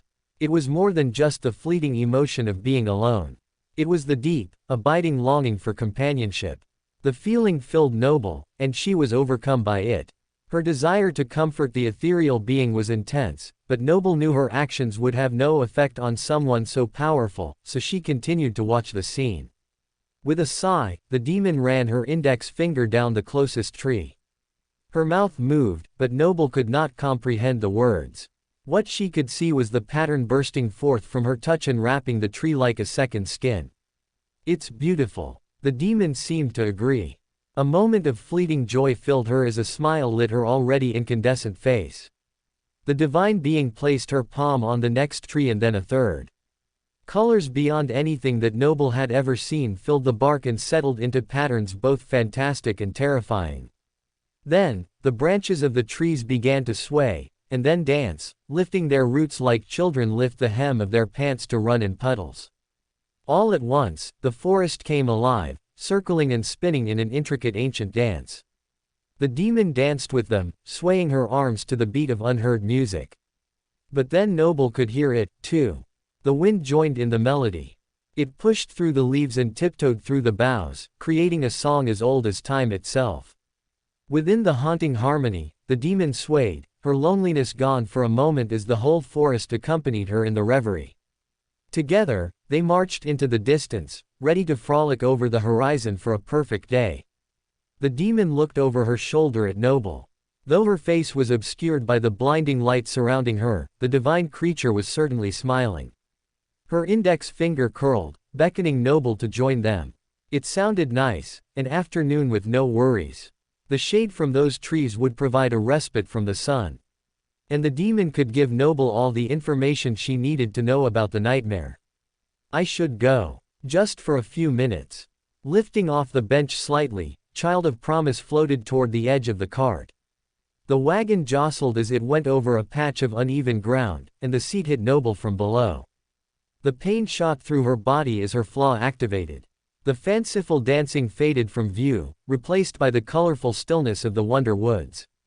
A hand shot out and pulled Noble back to Circe's side. Instinctively, Noble sent out her emotional sense to search for the lonely demon in her nymph companions, but instead she found something that brought her back to her senses. Oh. Noble blinked. She would have to investigate that later. For now, the floating master would have to shake off the groggy feeling the forest had put upon her soul. It felt like walking upstream in a river, but at least she was no longer caught up in the enchantment. Beside her, Circe clicked her tongue. You shouldn't hang off the edge like that. The saint pursed her lips. You might fall off, and then where would we be? Thank you. I got lost in thought. Noble averted her gaze. Circe released her companion. My delightful and witless little belle. Isn't she precious? Noble frowned. I am glad she thinks I'm delightful, but I'm starting to take offense that she thinks I am stupid. Oren didn't comment on the blonde lady's value, but Circe did not seem to mind. I know. The saint exclaimed, my thoughts exactly.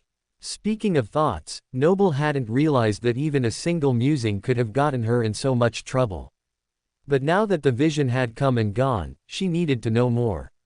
When people see these fanciful sights in the woods, are they seeing what they want to see, or do the hallucinations have some truth in them? It is impossible to say. Imagination is a curious thing. The few that have escaped the woods after being enthralled have stories of seeing loved ones or visiting far-off places. Those are easily disprovable. As for the messages they got from their visions, I am not willing to discount them. Oren lowered his head. My shieldbearer is very superstitious, even after everything that has happened. Circe laughed. Or maybe because of everything that has happened. It's one of the two. I will remind you, my lady, that you are the one who won't step on cracks in the tile back home. Is that not a superstition? Oren tilted his chin. That's a fun game my sisters and I used to play. It wasn't meant in any seriousness. Circe shook her head. Then why did you cry, thinking the kingdom would fall apart when your foot slipped that time? The shieldbearer pressed. I was a child. Circe defended herself. And based on what has happened since, I wasn't exactly wrong. While the two fell into a heated discussion about which one of them was more superstitious, Noble recalled the images that she had seen. It had felt so real. It was only because of her flaw and the people around her that she had not succumbed to the temptation. But someone traveling alone, well, they wouldn't have stood a chance. They would have been led off some unseen cliff or have starved to death in search of the illusion before them. Perhaps the wood was not meant to be insidious at first, or perhaps there was some unseen horror subtly controlling the thoughts of those who entered in order to detain them for eternity. Noble knew better than to wonder about which option was more likely, at least until they exited the Wonder Woods. For now, she would focus on something more important, protecting others from succumbing to the same fate. Especially one person in particular. For the next couple of hours, Noble lived each moment on edge. Part of her brain wanted to latch on to the feeling that the illusion had given her, but deep down, Noble knew that giving into the emotions would be detrimental. She was lucky to return once.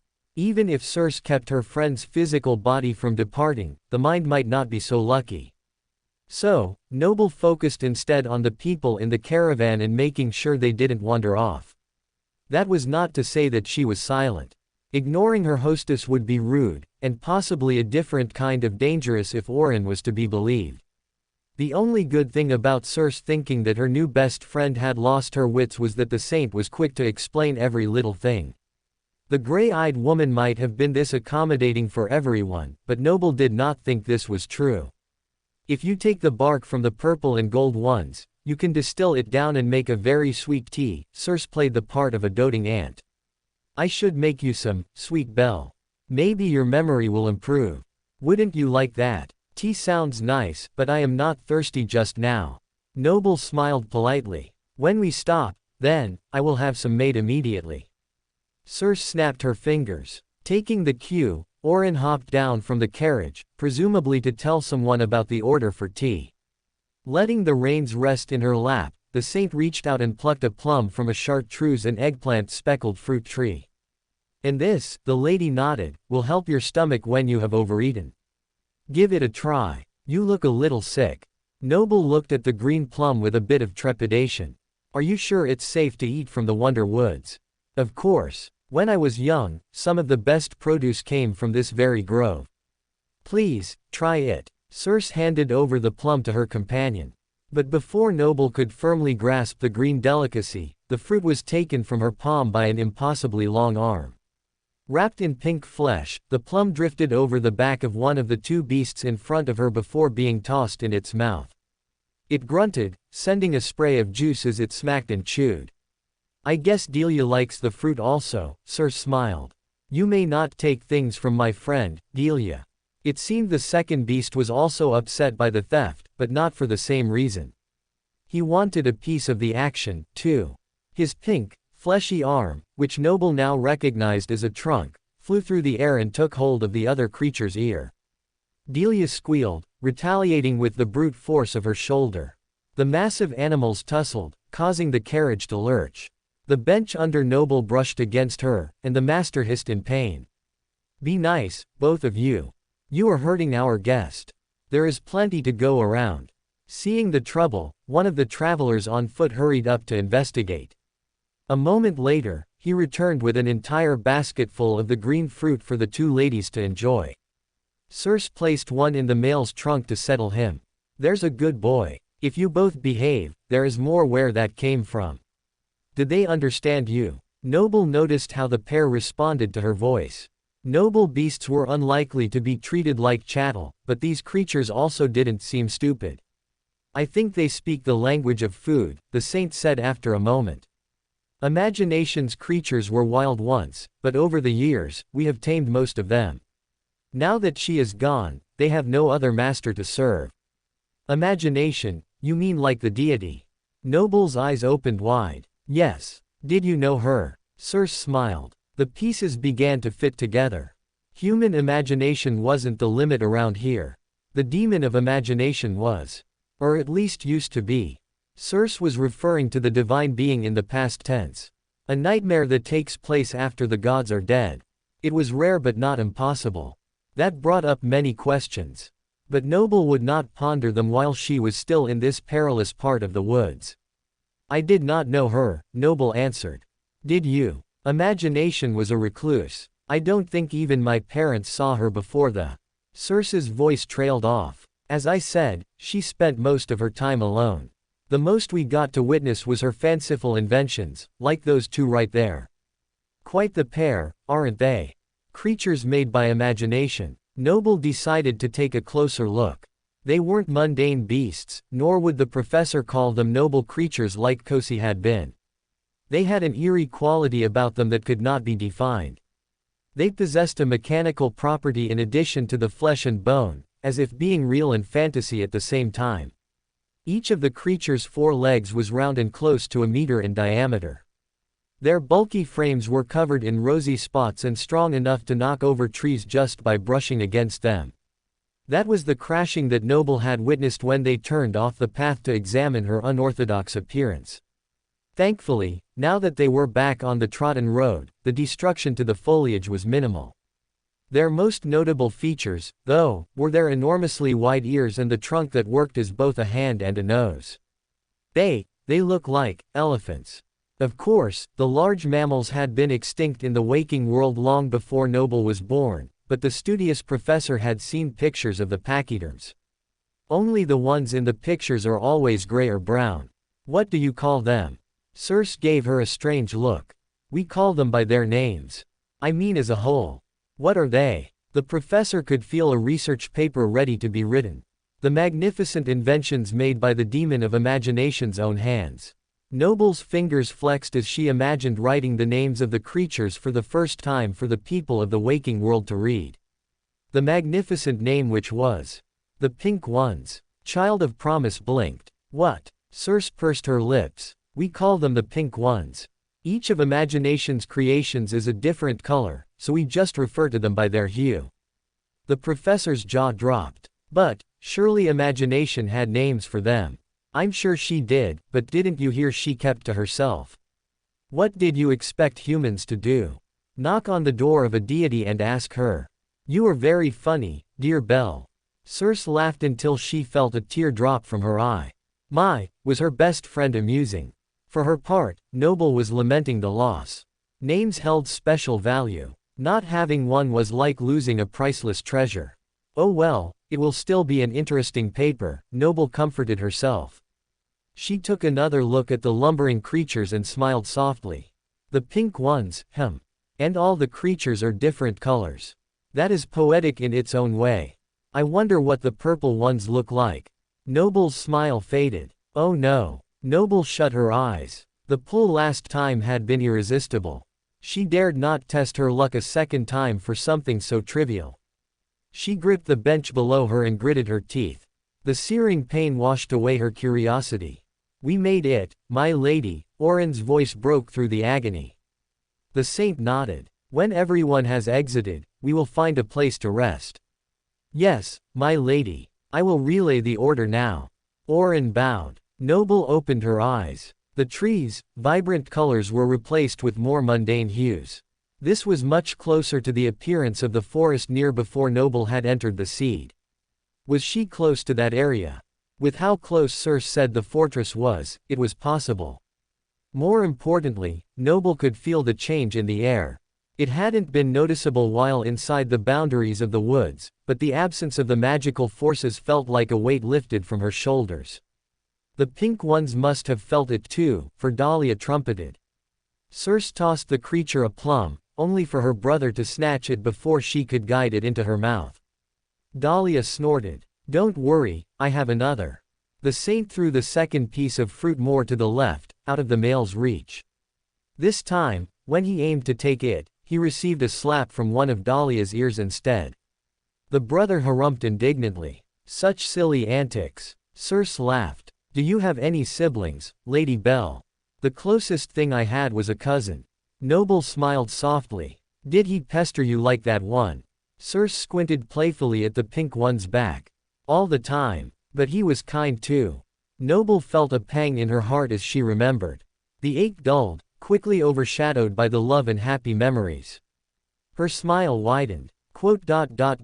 Sometimes he would insult and compliment me in the same sentence.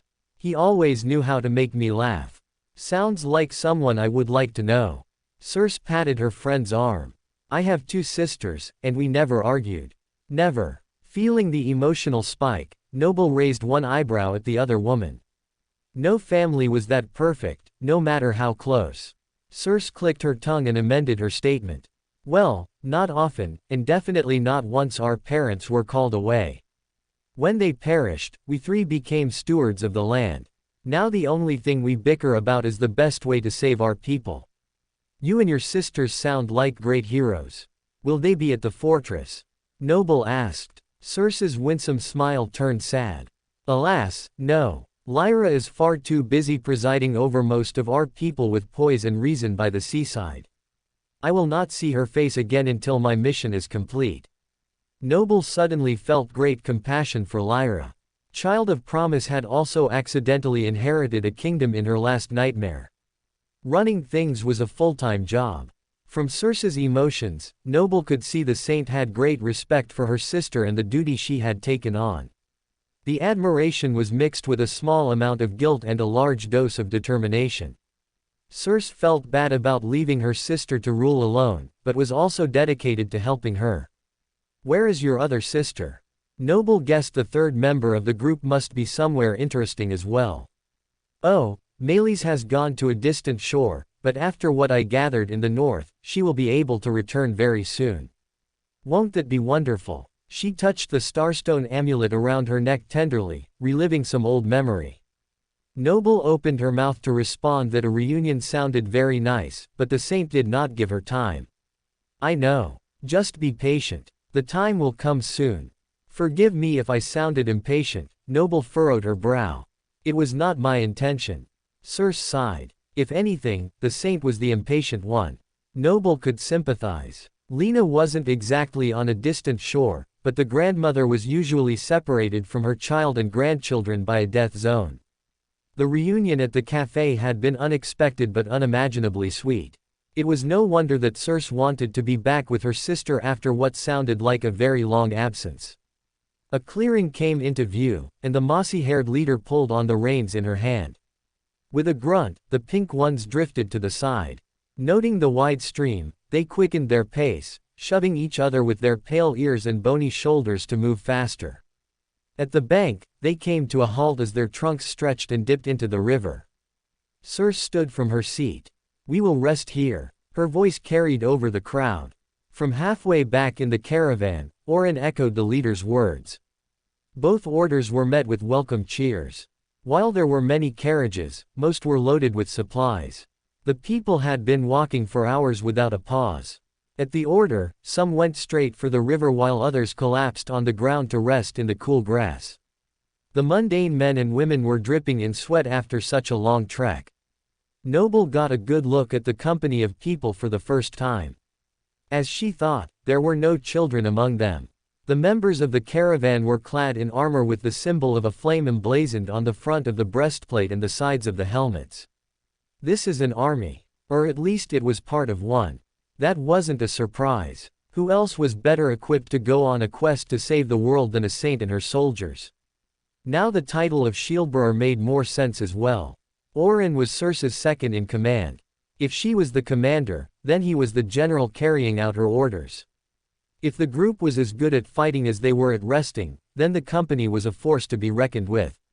A blanket was laid out on the grass by a servant, who then bowed deeply before the peach-clad woman to sit. The commander nodded her approval, taking her seat on the woven cloth. Join me, Lady Belle. Circe patted the spot next to her. The food and your tea will be here shortly. My tea. Noble's eyes opened wide. Oh yes, you were going to let me try the bark tea.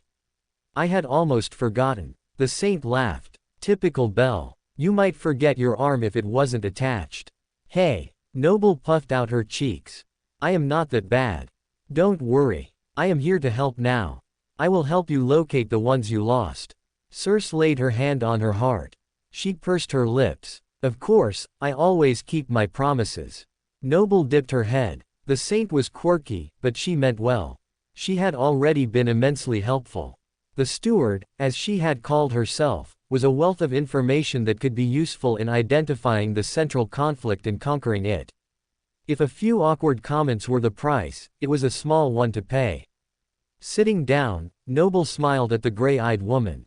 I appreciate your assistance. Getting me to the fortress is more than generous. I hope that after I find my friends, you can reunite with your sisters as well. I wish for the same more than anything. Reunions are the best. Circe clapped her hands before waving.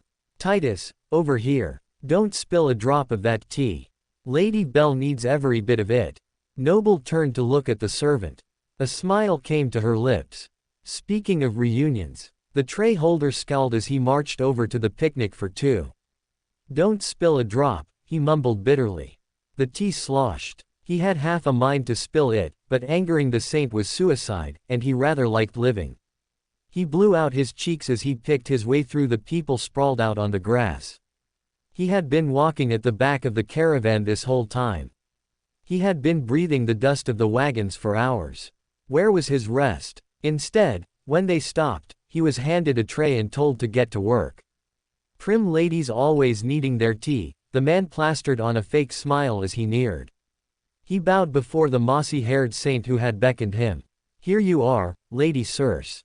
He had heard the name enough times in their journey. She was some great and powerful hero who would save humanity. To him, Circe looked more like a lazy princess at a picnic with her blonde lady-in-waiting. The saint waved him forward to accept the tray. Titus, you made it. And not a moment too soon. Belle cannot wait another moment. Blondie. The servant's smile faltered as he regarded the blonde companion. Two violet eyes stared back at him, laughing. That's Lady Belle to you. Circe frowned. Hello, Titus. Fancy meeting you here. Noble tried and failed to suppress her grin as she watched Flint's face pale. The man pulled at the orange streak in his hair. How is this fair? I become a servant while you are royalty. I am not royalty. Lady Circe is just a close personal friend. Noble could feel the man's indignation, and that only fueled her desire to tease them. I just dropped in to see her. For all his high and mighty talk about others being inferior, Flint was now a servant in a caravan. The spell had seen fit to humble him. Perhaps it was wrong to find pleasure in that fact, but Noble didn't mind being a little petty this time. Why, you are the one they said fell from the sky. Flint rubbed his temple. I should have known you would be the one to make a dramatic entrance. It's good you think so highly of me. Noble's smug smile widened. I am glad to see you, too. You know him. The gray-eyed saint interrupted. She glanced between the man and her friend. Oh, right. In her amusement, Noble had almost forgotten that Circe wasn't in on the joke. I know it is going to sound strange, Lady Circe. The floating master paused. But this is one of the people I lost. Circe frowned. How can that be? Titus has been serving me for years. I am not sure how to explain. Could constructs of a nightmare even understand that something existed outside of it? Noble wasn't sure. She didn't want to try out that theory just now. He's an old friend, she answered.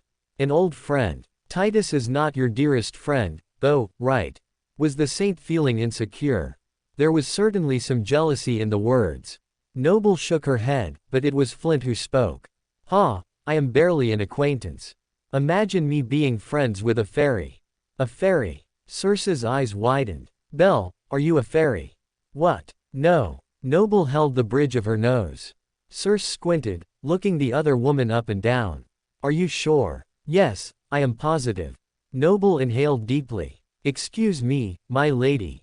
May I have a moment alone with my acquaintance? I'll make sure your tea is the right temperature when you return. The saint nodded, and Noble dragged Flint to the edge of the group. She glared at him. What? Flint shrugged. Don't tell me I hurt your feelings. It's nothing personal, I just think I would have been a better choice for a royal confidant. But if you are going to be so sensitive, I'll keep my insights to myself. Wouldn't want to upset you, your highness. The man bowed mockingly. Noble blinked at him before rubbing her face. And here I was almost feeling bad about leaving you in the back of the caravan. Flint's eyes opened wide. You knew I was back there. Noble scratched the back of her head. I sensed you when I did my emotional sweep. But I was waiting until you just left me back there in the dirt with the dregs. What kind of cohort member are you? Cohort member. I guess that is a step up from an acquaintance. Noble rolled her eyes. Don't worry. I was keeping an eye on you to make sure you didn't wander off. I would have come to help if you had been attacked. Well, isn't that comforting? Flint crossed his arms. I bet you wanted me to get into trouble so you could rescue me, and I would owe you one. Quote, what are you going on about? Noble couldn't believe her ears. Seriously, Flint, does your flaw have to do with always running your mouth? I think you could pick a fight in an empty house. What do you mean? Flint seemed genuinely confused. I am delightful. Taking a deep breath, Noble got to the point of why she had pulled the legacy aside. I mean, I need you to find it in yourself to just be polite. I am building a rapport with Circe, and you came in insulting me and talking about fairies. We don't know what fairies are in this land, and by Circe's emotional spike, they are not viewed well. If you sabotage these efforts, we might end up with enemies instead of allies. So you want me to charm these people? Flint furrowed his brow. At the very least, I would like for you to keep the snide remarks to yourself. Noble countered. That seems reasonable. Flint nodded. Really? Child of Promise had expected more of a fight. It doesn't make sense to sabotage us. I will turn on the charm. Flint smiled widely, causing Noble to grimace. Maybe just turning off the sarcasm will be enough. No need to push yourself. Flint blinked. I'll have you know I am the most sought-after bachelor in all of Valor." Clearly his flaw isn't being forced to tell the truth. The floating master chewed her lip. "Be that as it may, I don't think Circe is looking for charming. Just kind." "You were right." Stroking his chin, Flint nodded. "Otherwise, she would have chosen me over you." Noble's eye twitched. "I can see why the ladies of Valor find you irresistible." "I think you mean irresistible." The dark-haired master clicked his tongue. "Belle," Circe called across the crowded clearing. "Your tea is sufficiently cooled. I'll be right there." The blonde woman responded with a friendly wave. Calming her emotions, Noble focused on her insufferable cohort member. "We are getting off topic, Master Flint. Let's circle back to our plan. I need you to be polite or at the very least, silent. If you can manage that, we should be fine. My question is, can you do that?" "Is a fish wet?" Flint clicked his tongue. "It will be as easy as breathing." "Good. That's very good." Noble could tell the man meant what he said. "It won't be forever. When we reach Bastion, we can part ways with the caravan and work on conquering the nightmare." Flint hesitated. "That's, great. There is just one problem. I can't leave." "What do you mean, you can't leave?" Noble furrowed her brow. Flint looked down. "I arrived at the rear of the caravan. When it stopped, I tried to come and see what was happening up front, but I couldn't get more than 100 meters through the crowd. I decided to forget it and leave the people behind to head directly for Bastion, but I only got about the same distance from my starting point. When the wagons started to move again, I felt a tug. I was forced to follow along because of this." The legacy pointed at his waist. A leather belt was cinched tightly around him. It hadn't been part of his armor when they entered the nightmare, but Noble assumed it was a memory he had summoned after coming to the caravan. That assumption was wrong. It made some sense. Flint wasn't the kind of man to stick around. Their first objective had been to meet at the fortress of Bastion. Unlike Noble, the other master had a sense of direction and hadn't been turned around by a frightening fall. While he could have started to gather information, it seemed Flint was delayed by something more. "I cannot get more than 100 meters from the last wagon. The cook gave me the tray to bring, but I couldn't come to you until the kitchen rolled into the clearing and gave me enough length." "You mean you are chained to that cart over there?" Noble looked toward the largest wagon, where a woman stood on the back step with a sour expression. Though she wasn't looking at Noble, the plump cook's scowl still sent a shiver down the master's spine. "That ghastly woman won't let me forget it," Flint lamented, earning a small bit of sympathy from his companion. "Even now, I can feel myself on the edge of it. Watch this." The surly master stepped twice toward the south and then grunted. No matter how much he pushed his feet against the ground, he could not continue on his path. Flint grunted. Noble's violet eyes swirled. She lifted the man off the ground and urged him forward, but even their combined efforts did no good. Flint could move backward or side to side, but the radius he could travel from the kitchen was fixed. What was even more curious was that their combined efforts should have easily dragged the wagon and the woman on it in their direction, but both seemed unbothered by the two masters' efforts. "That's not good. Come back with me. I'll talk to Lady Circe. Surely there is something that can be done." As obnoxious as Flint was, Noble would not leave him behind when she chose to depart. It would be good to deal with the problem sooner rather than later. "Good. Let's get this over with." Flint tugged at the belt. His unpleasant expression was almost as bad as the cook's. "Remember, you can catch more flies with honey than vinegar." Noble forced a smile. "I hate flies. They're almost as obnoxious as people." Flint waved his hand in the air. "But I get your point. I'll be a gentleman. Wouldn't that be novel?" Flint relaxed his face, and the pair returned to the picnic blanket. Oren was already there, relaying his report on the status of the caravan. "Everyone is here and accounted for. No one was lost in the woods. With the help of the pink ones, we will have our water tanks refilled in under an hour. I recommend that once they are, we continue on our way until dusk." "Your suggestion is noted, and I agree. We will all feel more at ease if we put some distance between ourselves and the colorful trees before dark." Circe nodded. "It is so ordered." "Yes, my lady." Oren bowed and left to relay the command. Seeing Noble return, the mossy-haired saint smiled brightly. Belle, forgive me for keeping you waiting, my lady. Noble bowed as she approached the sitting saint. Circe waved her hand through the air. You do not need to apologize. I imagine you two have a lot of catching up to do. Yes, Noble paused. I don't suppose you would allow Titus to join us. That is, unless he has other duties which you prefer him to complete. Flint glared at her. Noble coughed. It would mean a lot to me if he could sit with us a while, she added belatedly. Be pleasant or I'll retract my request. The floating master sent a jolt of happiness to her grumpy companion. He seemed to get the message, for his pout disappeared. Of course, my third in command is always welcome at my table. We aren't moving, so Titus has no duty just now, unless he wants to go back to answering Cook's every whim. Circe giggled. Third in command? You mean, I'm not that Cook's servant? Flint blinked. It's a shock to me too, I assure you. Circe's bubbling laugh grew. You must be very sweet on her to be so attentive. Sweet on her. That woman has been bossing me around like she owns the place. Why, I ought to. Flint got a dangerous look in his eyes. He glanced over toward the cart where the rolling kitchen was located. Noble could feel his ire. Someone who could successfully order Flint around could not be taken lightly. But now that the cantankerous master knew he had been unjustly used as some mundane cook's lackey, he was ready to exact revenge.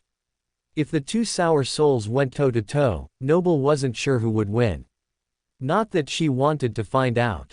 Noble nudged Flint roughly. Titus, Lady Circe is gracious enough to share her meal with us.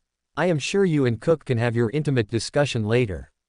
What? Oh, yes, of course. Thank you for the invitation, Lady Circe. I am most honored to be among such esteemed company. Lady Belle, allow me. Flint bowed deeply and then held out his hand to help Noble sit. The blonde hid her shock and accepted the assistance. She floated to just above the blanket and accepted the cup of tea from the saint. This will do wonders for you, my dear. Drink it up before it gets too cold. Circe nodded. Thank you. Noble looked at the delicate saucer below the plate. It was more intricate than anything she had seen even at the palace in Crestfell. It looked very out of place in the middle of the woods among a company of soldiers. The porcelain felt cool against her fingers even as she felt the warmth of the liquid against her lips. The fragrance of the liquid was a mix of bitter and earthy. Her lips tingled. Not bad. It could use a bit of honey. She lowered the cup and held it in her lap. That is unlike anything I've ever tasted. Most people say that, Circe nodded. It is quite exotic. Would you like some, Titus? The man in question shook his head. No, thank you, ma'am. He looks more like he would enjoy exotic meat than exotic tea. A picture of the rough master having high tea with his clan wearing his usual salty expression made Noble giggle to herself. Circe's smile widened. I am glad you like the tea, dear one. Since you are in such a good mood, may I ask you a question? Anything. Noble lifted the cup to her mouth again. The saint's gray eyes stared steadily forward. Who's Flint? Noble nearly spat her tea. She forced herself to swallow. What? Who is Flint? Circe repeated slowly. The floating lady shot a glance at the man beside her and felt suddenly dizzy. Was it the question or the tea that had her mind in a knot? Flint. Noble set down her cup. Her head was swimming. It was worse than the vision she had in the Wonder Woods. Oh my. Finish the tea, dear Belle. You won't feel right until you do. Circe furrowed her brow. She's telling the truth. Despite her instinct to throw the tea far away, Noble complied. So, bitter. The last drop entered her mouth. The cup rattled in her hand. Swallowing, Noble saw bursts of color flood her vision. Seeing her distress, Flint caught her arm. Are you all right? I'm surprisingly fine. Noble blinked. The damage done by her fall from the sky was gone, erased as if it never existed. Circe laughed. I told you the tea would help. Your cheeks are gaining color already. You didn't warn me about the side effect. Noble studied the saint carefully. Had she been trying to catch her off guard on purpose? Circe pursed her lips. Side effect. Oh, you must mean the teacup. It enhances the properties of what's inside. I didn't think about your body being weaker. All that healing must have been disorienting. Disorienting is one way to put it. The floating master inhaled deeply through her nose. At least she felt better now. An enchanted teacup. Noble studied the saucer with more interest than before. Its silver filigree pulsed coolly in her palm. One of the many things we found in imagination's treasure trove up north. I kept that one for my personal use. The demon of imagination had a treasure trove. That was news. If it was raided by this party in the distant past, then the items had likely all been lost to time. Still, it was an area of information worth exploring. Unfortunately, Circe hadn't lost sight of her original question. She turned to her third in command, her smile fading. Who is Flint? Is she a mutual friend of yours? Noble should have guessed that the saint would overhear. Transcendent hearing was truly inhuman. But even with all her advantages, she must have only caught a few words before Orin required her attention. Noble wanted to kick herself for not thinking about the possibility. The man's voice cracked. Surely you cannot mistake me for a female. Noble sent a wave of calm to her uppity companion. What Titus is trying to say is that I call him Flint. His fiery personality makes him a bit of a tinderbox. Flint was less than amused, but he was smart enough not to argue. She calls me Flint, and I call her Blondie. He smiled wickedly. You know, because of her effervescent personality. Great, now they both are calling me stupid. Circe laughed, such clever names. My sisters and I simply called each other, sister. Now I think we might have missed out on a grand opportunity. What name would you give me? Flint opened his mouth, but Noble covertly elbowed him. Ouch. There is no need for violence, Lady Blondie.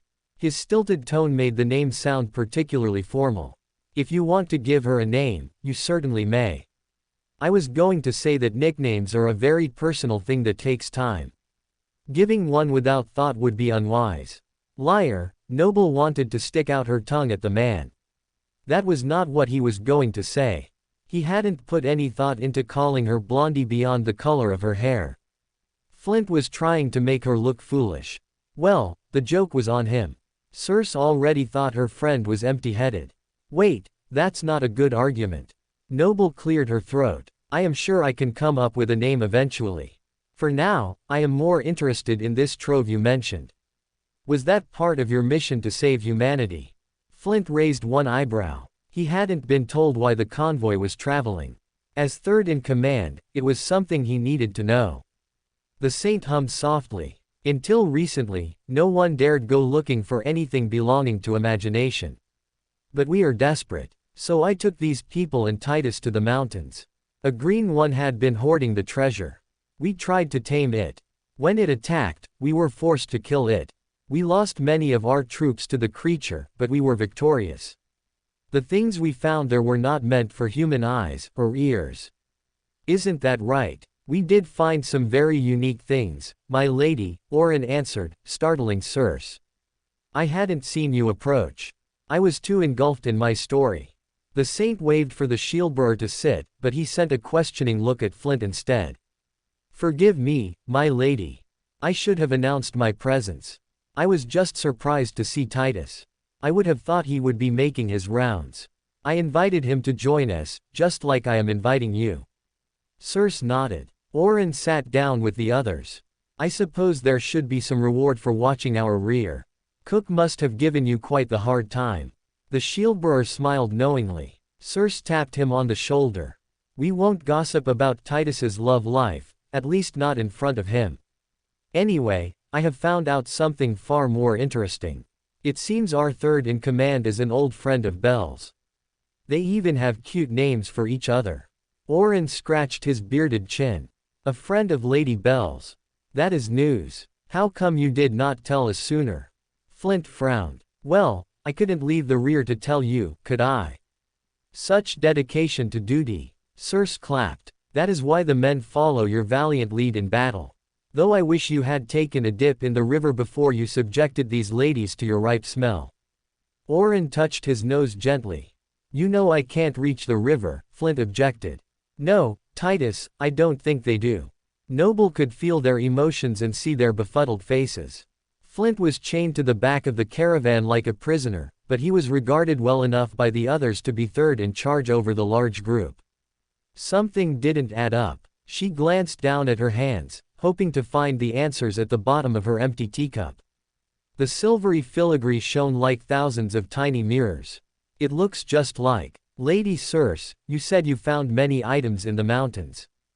Did you keep everything you discovered? The mossy-haired saint felt her gaze become far off. She touched the starstone pendant around her neck. We recovered the most valuable things and brought them with us. Most are stored in the carts, but a few things, like the cup, were used right away. Noble nodded. The group needed to use their available resources. Is Titus's belt one of those relics you found? Oren looked at the leather wrapped around his subordinate's waist. You mean the tether? Yes, it is, Lady Bell. Why do you ask? Noble and Flint exchanged glances, coming to the same conclusion. Circe and Oren hadn't chained Titus to the caravan. The demon of imagination had. The rest of the relics would have to wait. Noble pursed her lips. Tether. How does it work? Asked Titus. He is the one who has been wearing it since we left the mountains. Circe shrugged and took a bite of something puffy and purple. Noble had expected this answer. Who else would be the expert but the one using it? Unfortunately, the one who had put it on was not part of the nightmare. He had been replaced. The surly master tugged at the leather relic. It has me chained to something at the back of the caravan. I think it is the last cart. I am prevented from moving too far away from it. That makes sense since you are the last man in the line. Oren nodded. There is no one to watch your back while you watch everyone else's. An anchor like that would be excellent protection. Protection. Flint tilted his head. I nearly wandered off in the woods, Noble explained. If that happened to you, there would be no one in the back to notice, so a tether makes a lot of sense. It's a clever use of the item. Flint grunted. Well, I can't wander off right now, can I? Not with all of you around. So, how do I turn it off? Or better yet, take it off entirely? The saint and shieldbearer exchanged glances. How should we know? The gray-eyed woman shook her head. You are the one who recognized its purpose. You mean you cannot take it off? It's stuck worse than glue. Flint hooked his thumbs behind the leather and pulled. Even under the pressure of ascended strength, the belt did not move. Noble would expect no less of something crafted by a demon.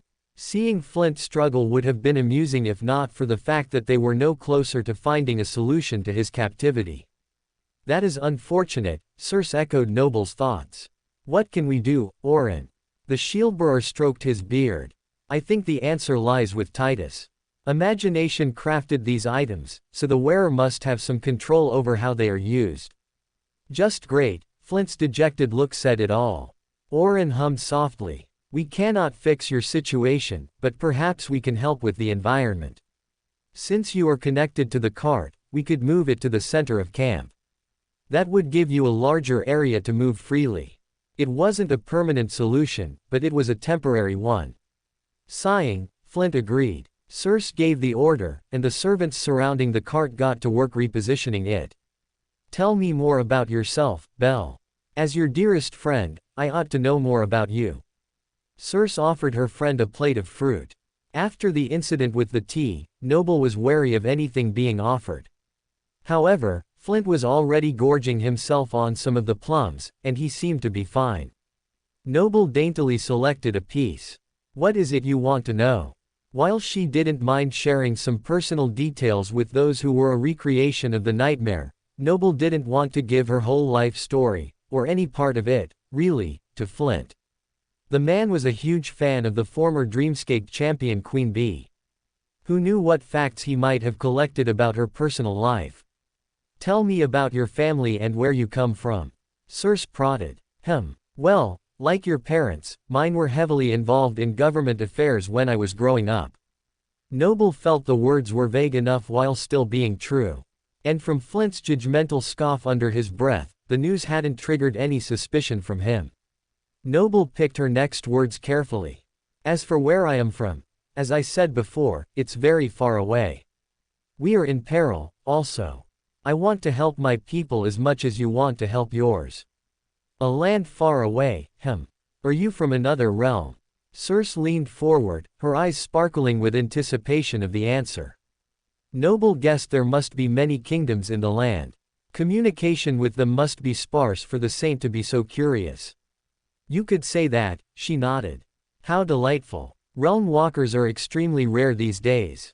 And we almost never get them here. You see, Oren, I knew my dear friend was special. Circe was elated by the news.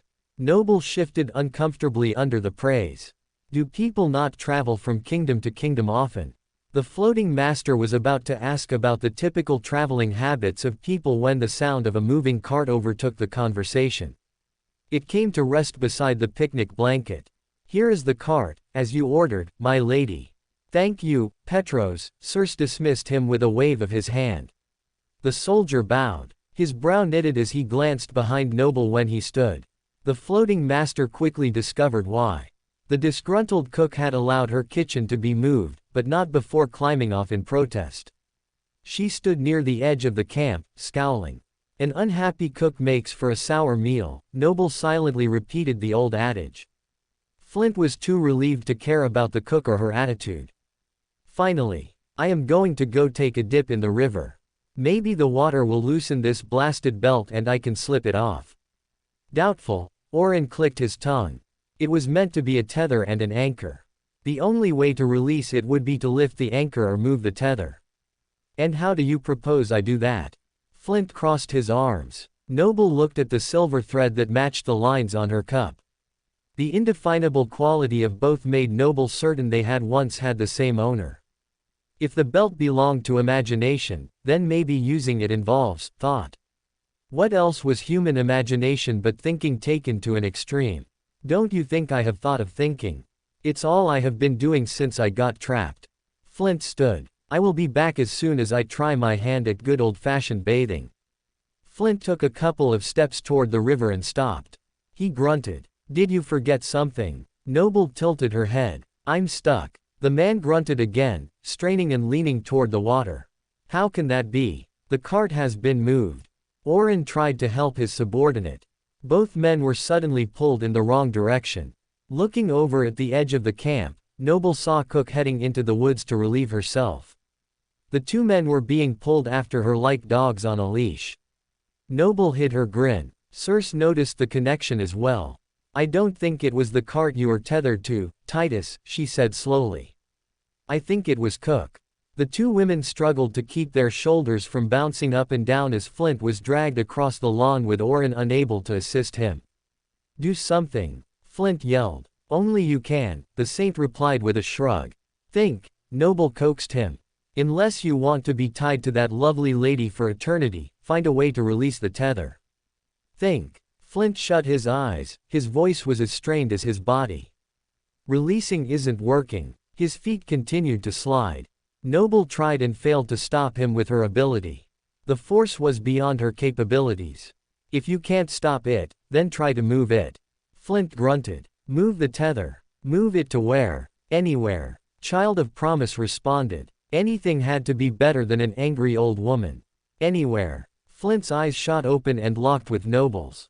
Oh no. Anywhere but there. Noble gasped. But it was too late. Flint's thinking had worked, much to her dismay. Child of Promise felt an invisible cord wrap around her and attach to her soul.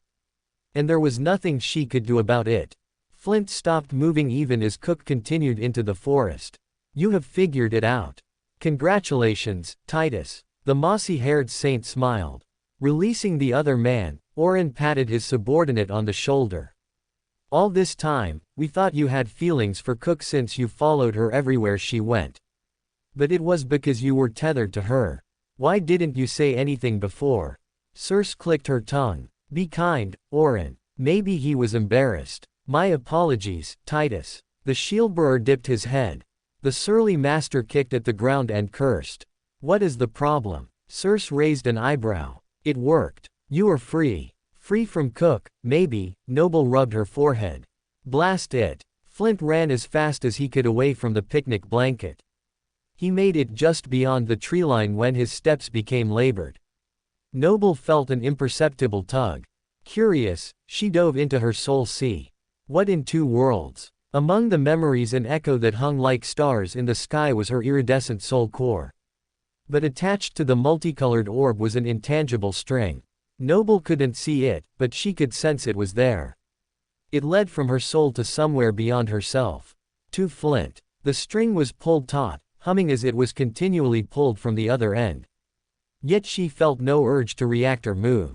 That made some sense. She was the anchor. The tether was anchored to her soul by something that defied the laws of physics. It was a bond that her companion's brute force could not overcome. Interesting. What is he doing? Circe tilted her head. Flint had pulled his weapon and was swinging it in every direction around him like a wildman. Is he under attack? Oren placed his hand on his sword. No, Noble smiled at the master's antics. He is attempting to sever the invisible tether. Titus was not able to lift the anchor, but he was able to find a new one. The saint furrowed her brow. How would you know that? Oh, you mean you two are. Circe's eyes went wide as she interlaced her fingers. Yes, Noble nodded. And we should probably go and check on him before he does something drastic. Noble felt a gentle slackening of the line between herself and Flint as she stood and moved toward him. If not for her keen awareness of her own soul, the change would have gone unnoticed. Oren and Circe followed behind the floating master, fascinated by the development. Noble had no time to dwell on their interest. She had her own problems. Flint was beyond distressed with the development. When his companion approached, he fixed her with a fiery scowl. Curse you, Blondie. What did you do to me? Noble's jaw dropped. What did I do to you? You did it to me. You told me to move the tether. Flint's nostrils flared. He isn't seriously blaming me for what just happened. You asked for help. She countered. Your help distracted me. This is your fault. The angry man swung his sword, and Oren's blade met it easily. Do not speak harshly or try to harm the lady. The shieldbearer pushed the stroke aside. I wasn't trying to hurt her. I was trying to cut the tie. Flint lifted his weapon, but decided against using it again. He sheathed it with a grunt. I am not sure why you are blaming Belle when you should be thanking her. Circe wrapped her arm around the other woman. Without her, you would be stalking Cook into the woods. I mean, unless you like that kind of thing. Flint truly felt at a loss for words. Marching off, he dove into the nearby stream with an exaggerated splash. His loud, angry mutterings as he pulled at the belt caused the women nearest to him to blush and move away. Noble laughed dryly, turning back toward the blanket. I think Titus needs some privacy. She wouldn't put it past the surly master to take off his armor in pursuit of his goal. Child of Promise had no desire to see what he was wearing underneath. Circe hooked her arm onto the blonde lady's elbow. I don't know why he is so upset. What could be better than being linked to a friend? I could think of a few things, like being connected to literally anyone else. Noble bit her lip, frustrated. Of all the people in her cohort to be stuck with, she had to be dropped next to the curmudgeon. It was unfair. I am a bit jealous, the saint continued. Someone else is linked to my dearest friend. Well, what is it they say? Absence makes the heart remember. Noble had heard a similar phrase. Absence makes the heart grow fonder. One thing was for sure. Being close to Flint for long periods was detrimental to one's health. His health, to be exact. If the man was unsuccessful in his desperate swim, they would have to find a solution later. What that solution was, Noble had no idea. If nothing else, when I escape the nightmare, the bond will have to break. Her face paled. What if it didn't? What if the demon's creation somehow left with them? What if she were stuck with a human appendage forever? That would be a problem for several reasons. A lifetime of memories was a fine promise with someone like Fort. But with Flint, that was a curse.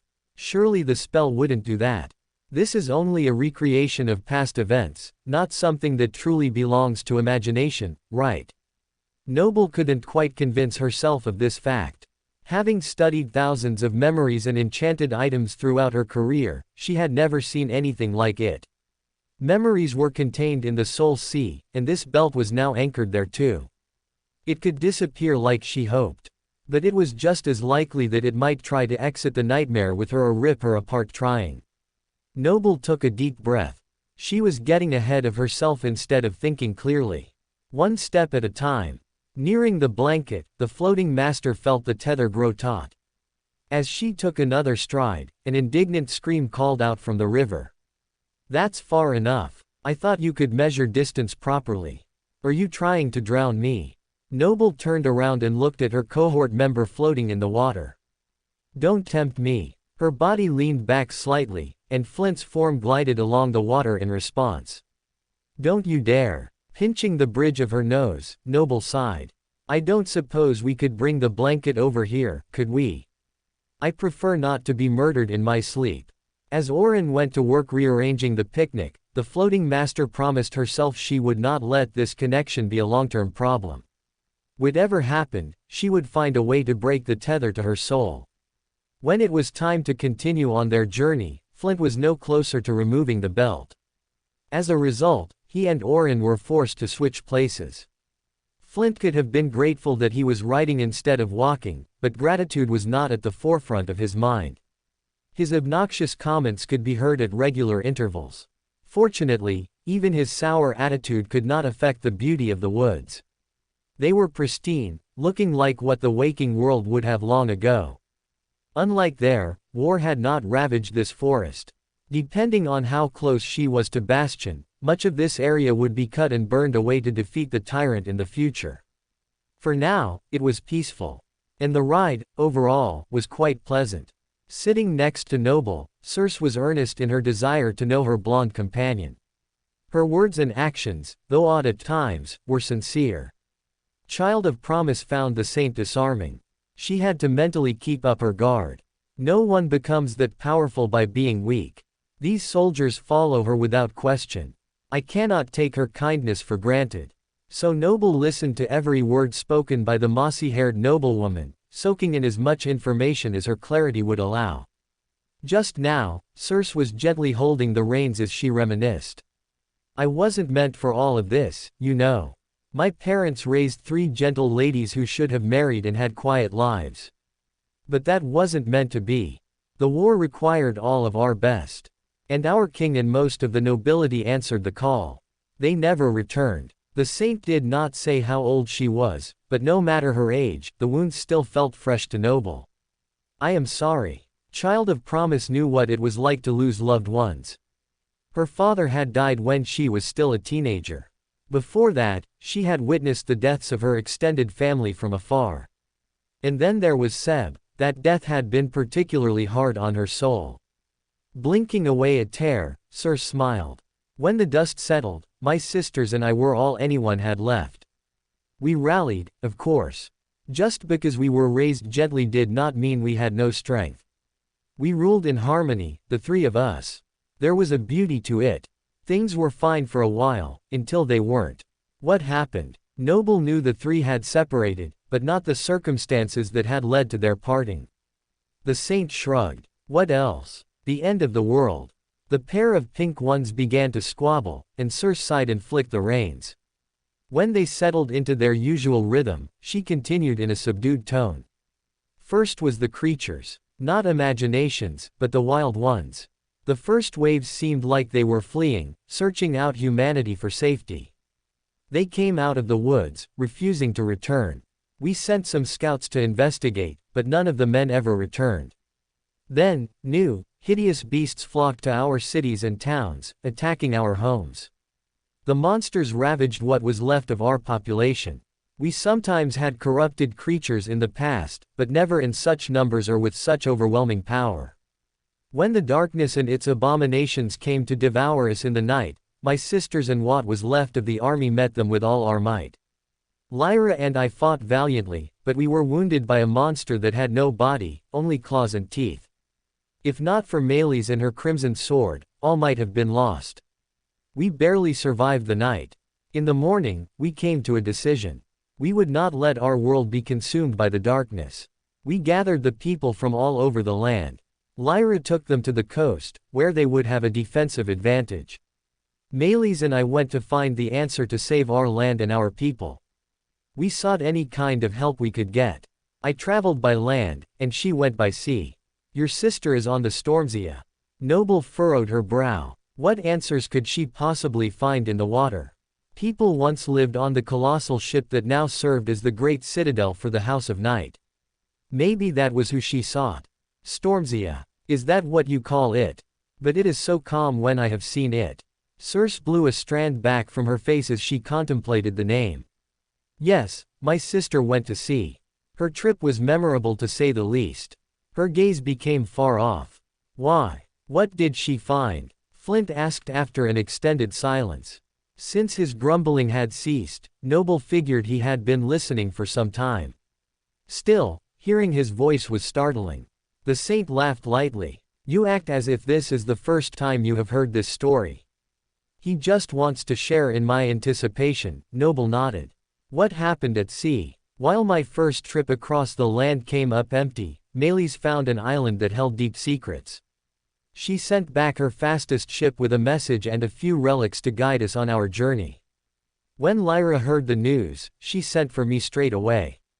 Circe patted the necklace around her neck. Melis did not come back with the ship. Noble arched her brow. If the quest was complete, why had the noblewoman remained? There was a price to pay for the knowledge. Until my quest is complete, Melis will remain on the distant shore. I have spent all this time finding the shards to repair what was broken. My adventure to the north makes everything complete. So that is why you said your sister will come home soon. Noble was beginning to place the pieces together. Until then, I will just keep speaking to her from afar. Our next meeting will be a most joyful occasion, will it not? Circe's face beamed. Noble nodded. While she had no sister, her recent reunion was full of happiness. Could this be the crux of the nightmare? It was possible, but then why hadn't Noble and the others been thrown back before Circe went on her great quest? Searching for these shards sounded like it had been a harrowing ordeal. Unless there was some large adventure yet to come, Noble had just come in on the tail end of this heroine's quest to reunite her family. And save the world from darkness, Noble reminded herself. That part of the story had been the most interesting, but also the most vague. Was the darkness a metaphor, a physical being, a mystical presence, or something else entirely? You mentioned darkness. Noble felt the cart bump up against her rear as it bounced across a ditch in the path. She winced in pain. Oh, dear Belle, does it hurt you to talk about it? I won't mention it again. Circe covered her mouth with one finger. No. Noble felt her opportunity slipping away. I was going to ask what the darkness was. You are a realm walker, and you don't know about the darkness. Is that another thing that left your little head during your fall? Circe clicked her tongue. If you don't remember, you will find out soon enough. I won't hasten that memory for you. Circe squinted before continuing. And speaking of darkness, it seems that night is upon us. As they reached a break in the forest canopy, the first stars were beginning to peek out on the horizon. Noble's eyes opened wide. What is that? For more thrilling fanfiction stories like this, check out my channel Fanfic Audiobook. Dive into epic adventures, mysterious realms, and legendary journeys brought to life through immersive storytelling. Don't forget to like, share, and subscribe for more amazing audiobooks.